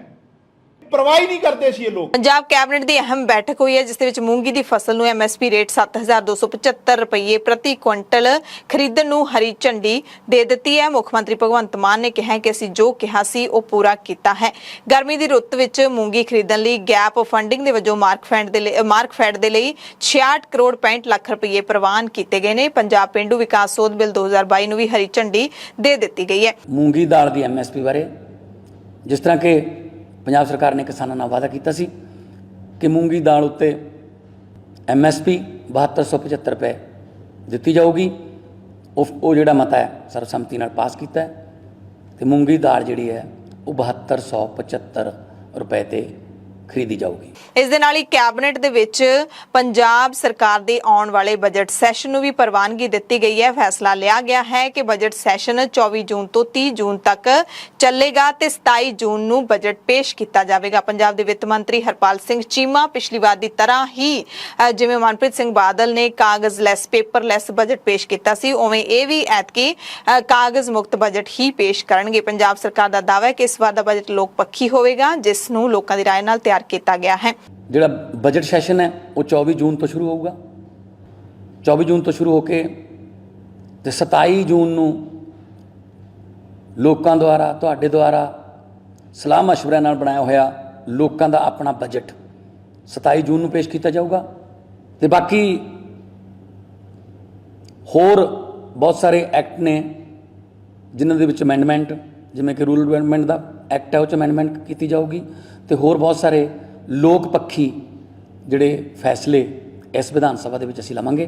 ਪੰਜਾਬ ਸਰਕਾਰ ਦੇ ਇਸ ਐਲਾਨ ਤੇ ਸੁਖਪਾਲ ਖਹਿਰਾ ਕਾਂਗਰਸ ਦੇ ਐਮਐਲਏ ਨੇ ਪੰਜਾਬ ਸਰਕਾਰ ਨੂੰ ਘੇਰਿਆ ਹੈ। ਉਹਨਾਂ ਨੇ ਕਿਹਾ ਕਿ 24 ਤੋਂ 30 ਜੂਨ ਤੱਕ ਜੇ ਸੈਸ਼ਨ ਚੱਲੂਗਾ, ਵਿਚਾਲੇ 2 ਛੁੱਟੀਆਂ ਆ ਰਹੀਆਂ ਨੇ ਤੇ ਤੁਹਾਡੀ ਸਰਕਾਰ ਤਾਂ ਲੰਬੇ ਸੈਸ਼ਨ ਦੀ ਹਮੇਸ਼ਾ ਗੱਲ ਕਰਦੀ ਸੀ, ਇੱਕ ਮਹੀਨੇ ਦਾ ਬਜਟ ਸੈਸ਼ਨ ਹੋਇਆ ਕਰੂਗਾ, ਉਹਦੀ ਗੱਲ ਕਰਦੀ ਸੀ, ਪਰ ਹੁਣ ਤੁਹਾਡੀਆਂ ਗੱਲਾਂ ਕਿੱਥੇ ਗਈਆਂ? 5 ਦਿਨਾਂ ਦੇ ਛੋਟੇ ਸੈਸ਼ਨ ਦੇ ਲਈ ਕੀ ਵਿਧਾਇਕ ਅਮਨ ਅਰੋੜਾ ਤੇ ਵਿੱਤ ਮੰਤਰੀ ਹਰਪਾਲ ਸਿੰਘ ਚੀਮਾ ਕੁਝ ਕਹਿਣਗੇ? ਇਹ ਜਿਹੜਾ ਹੈਗਾ ਸੁਖਪਾਲ ਸਿੰਘ ਖਹਿਰਾ ਨੇ ਸਵਾਲ ਪੁੱਛਿਆ ਹੈ। ਨਾਲ ਹੀ ਇੱਕ ਹੋਰ ਟਵੀਟ ਲਿਖਿਆ ਕਿ ਜੋ ਦਾਅਵੇ ਤੁਸੀਂ ਕਰਦੇ ਸੀ ਉਸ ਤੋਂ ਹੁਣ ਤੁਸੀਂ ਦੂਰ ਜਾ ਰਹੇ ਹੋ। ਤੁਸੀਂ ਜੇ 24 ਤੋਂ 30 ਜੂਨ ਤੱਕ ਬਜਟ ਇਜਲਾਸ ਕਰੋਗੇ ਤਾਂ ਇੰਨੇ ਅਹਿਮ ਮੁੱਦੇ ਨੂੰ ਇੰਨਾ ਛੋਟਾ ਸਮਾਂ ਦੇ ਕੇ ਤੁਸੀਂ ਆਪਣੇ ਵਾਅਦਿਆਂ ਤੋਂ ਭੱਜ ਰਹੇ ਹੋ। ਕੀ ਸਿਰਫ ਇਹੀ ਬਦਲਾਵ ਹੈ? ਮਰਹੂਮ ਪੰਜਾਬੀ ਗਾਇਕ ਸਿੱਧੂ ਮੂਸੇਵਾਲੇ ਦੇ ਪਰਿਵਾਰ ਦੇ ਨਾਲ ਅਫਸੋਸ ਪ੍ਰਗਟ ਕਰਨ ਦੇ ਲਈ ਆਲ ਇੰਡੀਆ ਕਾਂਗਰਸ ਪਾਰਟੀ ਦੇ ਸੀਨੀਅਰ ਲੀਡਰ ਰਾਹੁਲ ਗਾਂਧੀ ਪੀੜਤ ਪਰਿਵਾਰ ਦੇ ਘਰ ਪਹੁੰਚੇ। ਮਾਨਸਾ ਦੇ ਪਿੰਡ ਮੂਸਾ ਦੇ ਵਿੱਚ ਪਹੁੰਚੇ। ਇਸ ਮੌਕੇ ਪੁਲਿਸ ਦੇ ਸਖਤ ਬੰਦੋਬਸਤ ਕੀਤੇ ਹੋਏ ਸਨ। ਪਰਿਵਾਰ ਦੇ ਨਾਲ ਉਹਨਾਂ ਨੇ ਕੁਝ ਸਮਾਂ ਗੱਲਬਾਤ ਕੀਤੀ ਤੇ ਵਾਪਸ ਰਵਾਨਾ ਹੋ ਗਏ। ਪਰਿਵਾਰ ਨੇ ਰਾਹੁਲ ਗਾਂਧੀ ਤੋਂ ਇਹੀ ਮੰਗ ਕੀਤੀ ਹੈ ਕਿ ਉਹਨਾਂ ਨੂੰ ਇਨਸਾਫ ਦਿਵਾਉਣ ਦੇ ਵਿੱਚ ਮਦਦ ਕੀਤੀ ਜਾਵੇ। ਚੰਡੀਗੜ੍ਹ ਸਵੇਰੇ ਰਾਹੁਲ ਗਾਂਧੀ ਪਹੁੰਚ ਗਏ ਸੀ। ਮੋਹਾਲੀ ਦੇ 에ਅਰਪੋਰਟ ਤੋਂ ਉਹ ਸਿੱਧਾ ਮਾਨਸਾ ਦੇ ਵੱਲ ਰਵਾਨਾ ਹੋ ਗਏ ਸੀ ਤੇ ਉਹਨਾਂ ਦੇ ਨਾਲ ਪੰਜਾਬ ਕਾਂਗਰਸ ਦੇ ਪ੍ਰਧਾਨ ਅਮਰਿੰਦਰ ਸਿੰਘ ਰਾਜਾ ਵੜਿੰਗ ਵੀ ਮੌਜੂਦ ਸਨ। ਇਸ ਦੇ ਨਾਲ ਹੀ ਜਿਹੜੇ ਪ੍ਰਤਾਪ ਸਿੰਘ ਬਾਜਵਾ ਜਿਹੜੇ ਕਿ ਵਿਰੋਧੀ ਧਿਰ ਦੇ ਲੀਡਰ ਨੇ ਉਹ ਵੀ ਨਾਲ ਮੌਜੂਦ ਸਨ ਤੇ ਹੋਰ ਜਿਹੜੇ ਬਚੇ ਲੀਡਰ ਨੇ ਪੰਜਾਬ ਦੇ ਵਿੱਚ ਕਾਂਗਰਸ ਦੇ ਉਹ ਵੀ ਇਸ ਮੌਕੇ ਨਾਲ ਸਨ। ਮੂਸਾ ਪਿੰਡ ਦੇ ਵਿੱਚ ਸੁਰੱਖਿਆ ਦੇ ਕਾਫੀ ਸਖਤ ਪ੍ਰਬੰਧ ਕੀਤੇ ਗਏ ਸੀ। ਸੁਰੱਖਿਆ ਕਾਰਨਾਂ ਕਰਕੇ ਹੀ ਰਾਹੁਲ ਗਾਂਧੀ ਦੀ ਗੱਡੀ ਨੂੰ ਵੀ ਸਿੱਧੂ ਦੇ ਘਰ ਦੇ ਗੇਟ ਨੰਬਰ 2 ਦੇ ਰਾਹੀਂ ਘਰ ਦੇ ਅੰਦਰ ਹੀ ਪਹੁੰਚਾਇਆ ਗਿਆ, ਕਿਉਂਕਿ ਬਾਹਰ ਮੀਡੀਆ ਤੇ ਆਮ ਲੋਕਾਂ ਦਾ ਕਾਫੀ ਵੱਡਾ ਇਕੱਠ ਹੋ ਗਿਆ ਸੀ। ਪਹਿਲਾਂ ਰਾਹੁਲ ਗਾਂਧੀ ਦੀ ਗੱਡੀ ਅੰਦਰ ਗਈ ਤੇ ਫਿਰ ਇੱਕ ਕਰਕੇ ਬਾਕੀ ਆਗੂਆਂ ਦੀਆਂ ਗੱਡੀਆਂ ਵੀ ਅੰਦਰ ਗਈਆਂ। ਤੇ ਇਸ ਤੋਂ ਪਹਿਲਾਂ ਰਾਹੁਲ ਗਾਂਧੀ ਦੀ ਸੁਰੱਖਿਆ ਦੇ ਨਾਲ ਜੁੜੀ ਇੱਕ ਖਬਰ ਇਹ ਵੀ ਸਾਹਮਣੇ ਆਈ ਕਿ ਪਟਿਆਲੇ ਸ਼ਹਿਰ ਦੇ ਵਿੱਚ ਉਹਨਾਂ ਦਾ ਕਾਫਲਾ ਲਗਭਗ 15 ਮਿੰਟ ਲਈ ਰਾਹ ਭਟਕਿਆ ਰਿਹਾ। ਕੋਈ ਸੁਰੱਖਿਆ ਪ੍ਰਬੰਧ ਨਹੀਂ ਸਨ। ਜਿਹੜੇ ਰਾਹ ਤੋਂ ਜਾਣਾ ਸੀ ਕਾਫਲੇ ਨੇ ਉੱਥੇ ਤਾਂ ਸੁਰੱਖਿਆ ਪ੍ਰਬੰਧ ਲਾਏ ਹੋਏ ਸੀ, ਪਰ ਰਾਹ ਭਟਕਣ ਕਾਰਨ ਜਿਹੜੇ ਰਾਹਾਂ ਤੋਂ ਰਾਹੁਲ ਗਾਂਧੀ ਦਾ ਕਾਫਲਾ ਪਟਿਆਲਾ ਸ਼ਹਿਰ ਦੇ ਵਿੱਚੋਂ ਲੰਘਿਆ ਉੱਥੇ ਸੁਰੱਖਿਆ ਦਾ ਕੋਈ ਪ੍ਰਬੰਧ ਨਹੀਂ ਸੀ। ਤੈਅ ਰੂਟ ਤੋਂ ਹਟ ਕੇ ਹੋਰ ਪਾਸੇ ਇਹ ਕਾਫਲਾ ਚਲਾ ਗਿਆ ਸੀ। ਪਰਿਵਾਰ ਦੇ ਨਾਲ ਮੁਲਾਕਾਤ ਤੋਂ ਬਾਅਦ ਰਾਹੁਲ ਗਾਂਧੀ ਨੇ ਟਵੀਟ ਕਰਕੇ ਸੂਬੇ ਦੇ ਵਿੱਚ ਆਮ ਆਦਮੀ ਪਾਰਟੀ ਦੀ ਸਰਕਾਰ ਨੂੰ ਨਿਸ਼ਾਨੇ ਤੇ ਲਿਆ ਤੇ ਰਾਹੁਲ ਨੇ ਕਿਹਾ ਕਿ ਕਾਂਗਰਸ ਲੀਡਰ ਸਿੱਧੂ ਮੂਸੇਵਾਲੇ ਦੇ ਮਾਤਾ-ਪਿਤਾ ਜਿਹੜੇ ਦੁੱਖ ਚੋਂ ਗੁਜ਼ਰ ਰਹੇ ਨੇ ਉਸ ਨੂੰ ਬਿਆਨ ਕਰਨਾ ਮੁਸ਼ਕਿਲ ਹੈ। ਉਹਨਾਂ ਨੂੰ ਇਨਸਾਫ ਦਿਵਾਉਣਾ ਸਾਡਾ ਫਰਜ਼ ਹੈ ਤੇ ਅਸੀਂ ਅਜਿਹਾ ਕਰਕੇ ਰਹਾਂਗੇ। ਸੂਬੇ ਦੀ ਕਾਨੂੰਨ ਵਿਵਸਥਾ ਪੂਰੀ ਤਰ੍ਹਾਂ ਦੇ ਨਾਲ ਟੁੱਟ ਚੁੱਕੀ ਹੈ ਤੇ ਪੰਜਾਬ 'ਚ ਅਮਨ ਸ਼ਾਂਤੀ ਕਾਇਮ ਰੱਖਣਾ ਆਮ ਆਦਮੀ ਪਾਰਟੀ ਦੇ ਸਰਕਾਰ ਦੀ ਵੱਸ ਦੀ ਗੱਲ ਨਹੀਂ ਹੈ। ਵੱਡਾ ਇਲਜ਼ਾਮ ਰਾਹੁਲ ਗਾਂਧੀ ਨੇ ਲਾਇਆ। ਇਸ ਤੋਂ ਪਹਿਲਾਂ ਸਿੱਧੂ ਮੂਸੇਵਾਲੇ ਦੇ ਪਿਤਾ ਬਲਕੌਰ ਸਿੰਘ ਤੇ ਮਾਤਾ ਚਰਨ ਕੌਰ ਦੇ ਨਾਲ ਦੁੱਖ ਪ੍ਰਗਟ ਕਰਨ ਦੇ ਲਈ ਸ਼੍ਰੀ ਅਕਾਲ ਤਖਤ ਸਾਹਿਬ ਦੇ ਕਾਰਜਕਾਰੀ ਜਥੇਦਾਰ ਗਿਆਨੀ ਹਰਪ੍ਰੀਤ ਸਿੰਘ ਵੀ ਖਾਸ ਤੌਰ ਤੇ ਪਹੁੰਚੇ। ਪਰਿਵਾਰ ਦੇ ਨਾਲ ਮੁਲਾਕਾਤ ਕੀਤੀ, ਦੁੱਖ ਸਾਂਝਾ ਕੀਤਾ, ਹੌਸਲਾ ਦਿੱਤਾ ਤੇ ਇਸ ਦੇ ਨਾਲ ਹੀ ਕਾਂਗਰਸ ਦੇ ਐਮਪੀ ਮਹਾਰਾਣੀ ਪ੍ਰਨੀਤ ਕੌਰ ਵੀ ਰਾਹੁਲ ਗਾਂਧੀ ਤੋਂ ਪਹਿਲਾਂ ਪਰਿਵਾਰ ਨੂੰ ਮਿਲ ਕੇ ਇੱਥੋਂ ਜਾ ਚੁੱਕੇ ਸਨ। ਸ਼੍ਰੋਮਣੀ ਗੁਰਦੁਆਰਾ ਪ੍ਰਬੰਧਕ ਕਮੇਟੀ ਦੇ ਸਾਬਕਾ ਪ੍ਰਧਾਨ ਗੋਬਿੰਦ ਸਿੰਘ ਲੌਂਗੋਵਾਲ ਵੀ ਜਥੇਦਾਰ ਸਾਹਿਬ ਦੇ ਨਾਲ ਪਹੁੰਚੇ ਹੋਏ ਸਨ ਸਿੱਧੂ ਮੂਸੇਵਾਲੇ ਦੇ ਘਰ ਵਿੱਚ। ਮੂਸੇਵਾਲਾ ਕਤਲकांड ਦੇ ਨਾਲ ਜੁੜੀ ਇੱਕ ਵੱਡੀ ਖਬਰ ਹੈ ਕਿ ਕਤਲ ਦੇ ਤਾਰ ਮਹਾਰਾਸ਼ਟਰ ਦੇ ਅਰੁਣ ਗਾਵਲੀ ਗੈਂਗ ਦੇ ਨਾਲ ਜੁੜੇ ਨੇ। ਪਤਾ ਨਹੀਂ ਕਿੱਥੇ ਇਸ ਕਤਲ ਦੀ ਸਾਜ਼ਿਸ਼ ਰਚੀ ਗਈ, ਕਿੰਨੇ ਲੋਕਾਂ ਦੇ ਵੱਲੋਂ ਰਚੀ ਗਈ। ਪੰਜਾਬ ਪੁਲਿਸ ਦੀ ਜਾਂਚ ਵੀ ਲੱਗਦਾ ਹੈ ਕਿ ਉਲਝਦੀ ਜਾ ਰਹੀ ਹੈ। ਮੂਸੇਵਾਲਾ ਕਤਲ ਕੇਸ ਦੇ ਵਿੱਚ ਪੰਜਾਬ ਪੁਲਿਸ ਨੂੰ ਸ਼ੱਕ ਹੈ ਕਿ ਗੋਲੀਬਾਰੀ ਕਰਨ ਵਾਲਿਆਂ ਵਿੱਚੋਂ ਇੱਕ ਜਣੇ ਦਾ ਅਰੁਣ ਗਾਵਲੀ ਗੈਂਗ ਦੇ ਨਾਲ ਸੰਬੰਧ ਹੈ।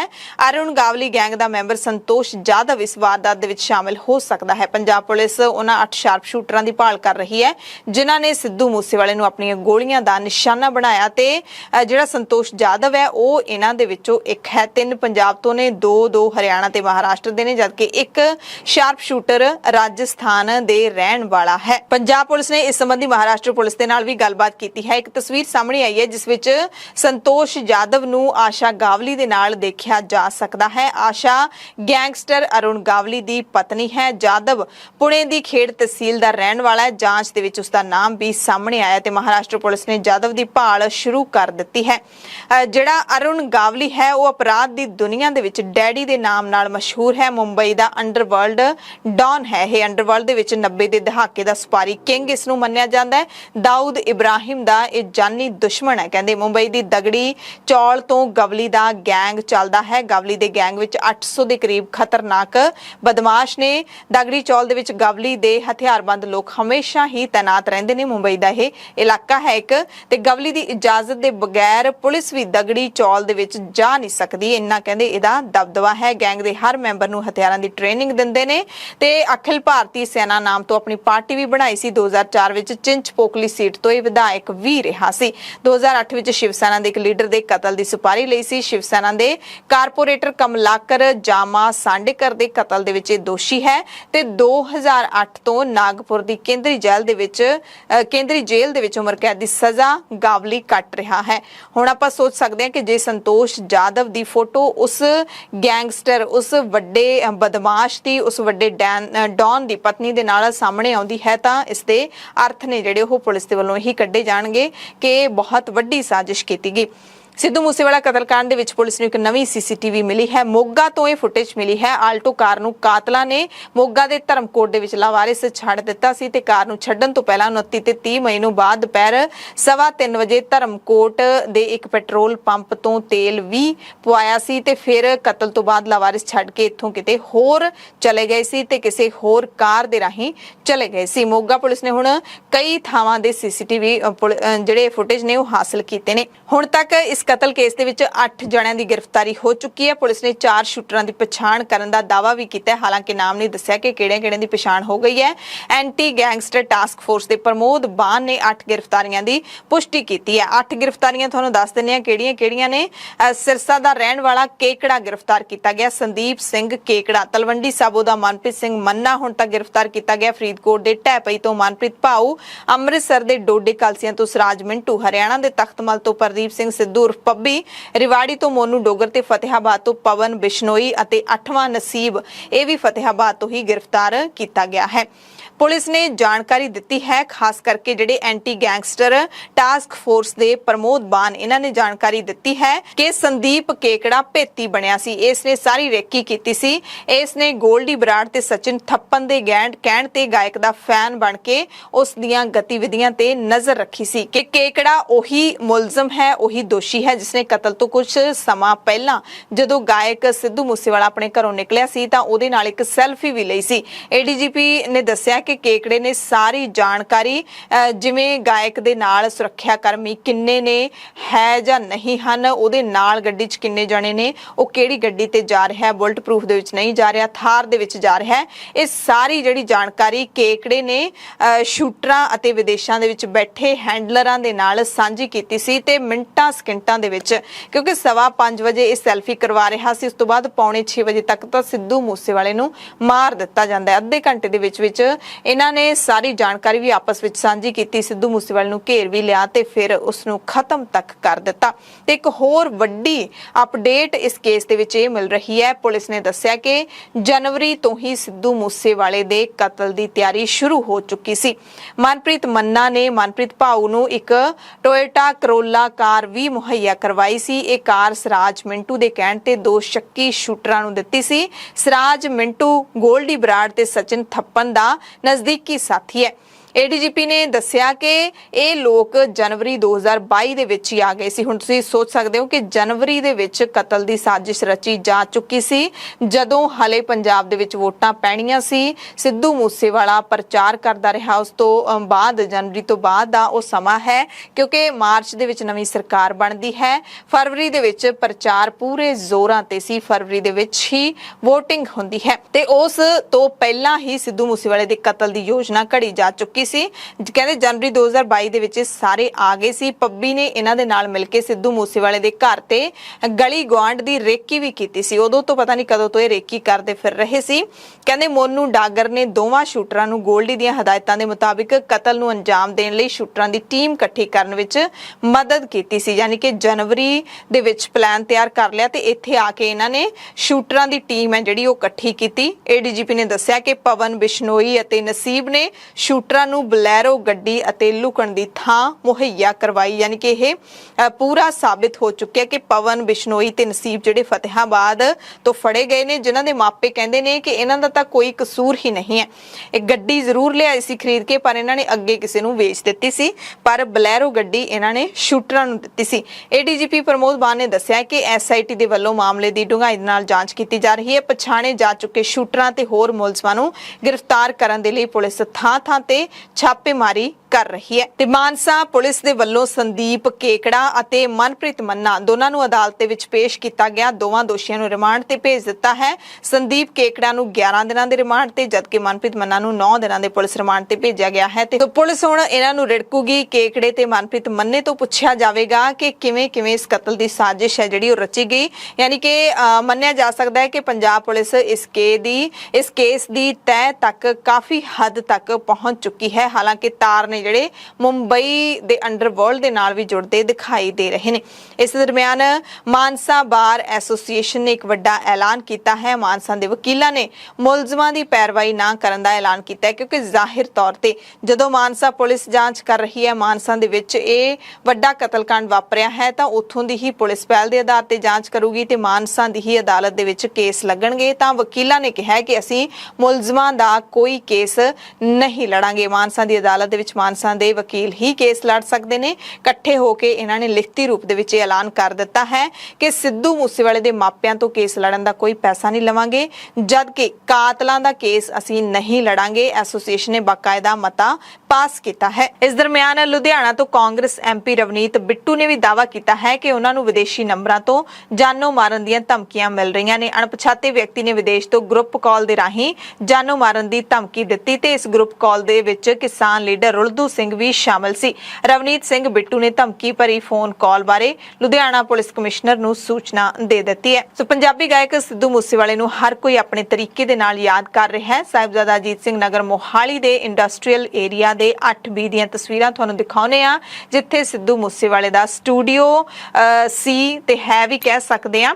ਇੱਥੇ ਨੌਜਵਾਨਾਂ ਨੇ ਮਿੱਠੇ ਪਾਣੀ ਦੀ ਛਬੀਲ ਲਾਈ, ਜਲ ਦੀ ਛਬੀਲ ਲਾਈ ਗਈ ਤੇ ਸਿੱਧੂ ਮੂਸੇਵਾਲੇ ਨੂੰ ਯਾਦ ਕੀਤਾ ਗਿਆ। ਇਹ ਨੌਜਵਾਨ ਇਨਕ੍ਰੈਡੀਮੇਟ ਸਟੂਡੀਓ ਦਫ਼ਤਰ ਦੇ ਵਿੱਚ ਇੱਥੇ ਕੰਮ ਕਰਦੇ ਨੇ। ਨੌਜਵਾਨਾਂ ਨੇ ਸਿੱਧੂ ਮੂਸੇਵਾਲੇ ਦੀ ਉੱਚੀ ਆਵਾਜ਼ ਵਿੱਚ ਗਾਣੇ ਵੀ ਚਲਾਏ ਸਨ।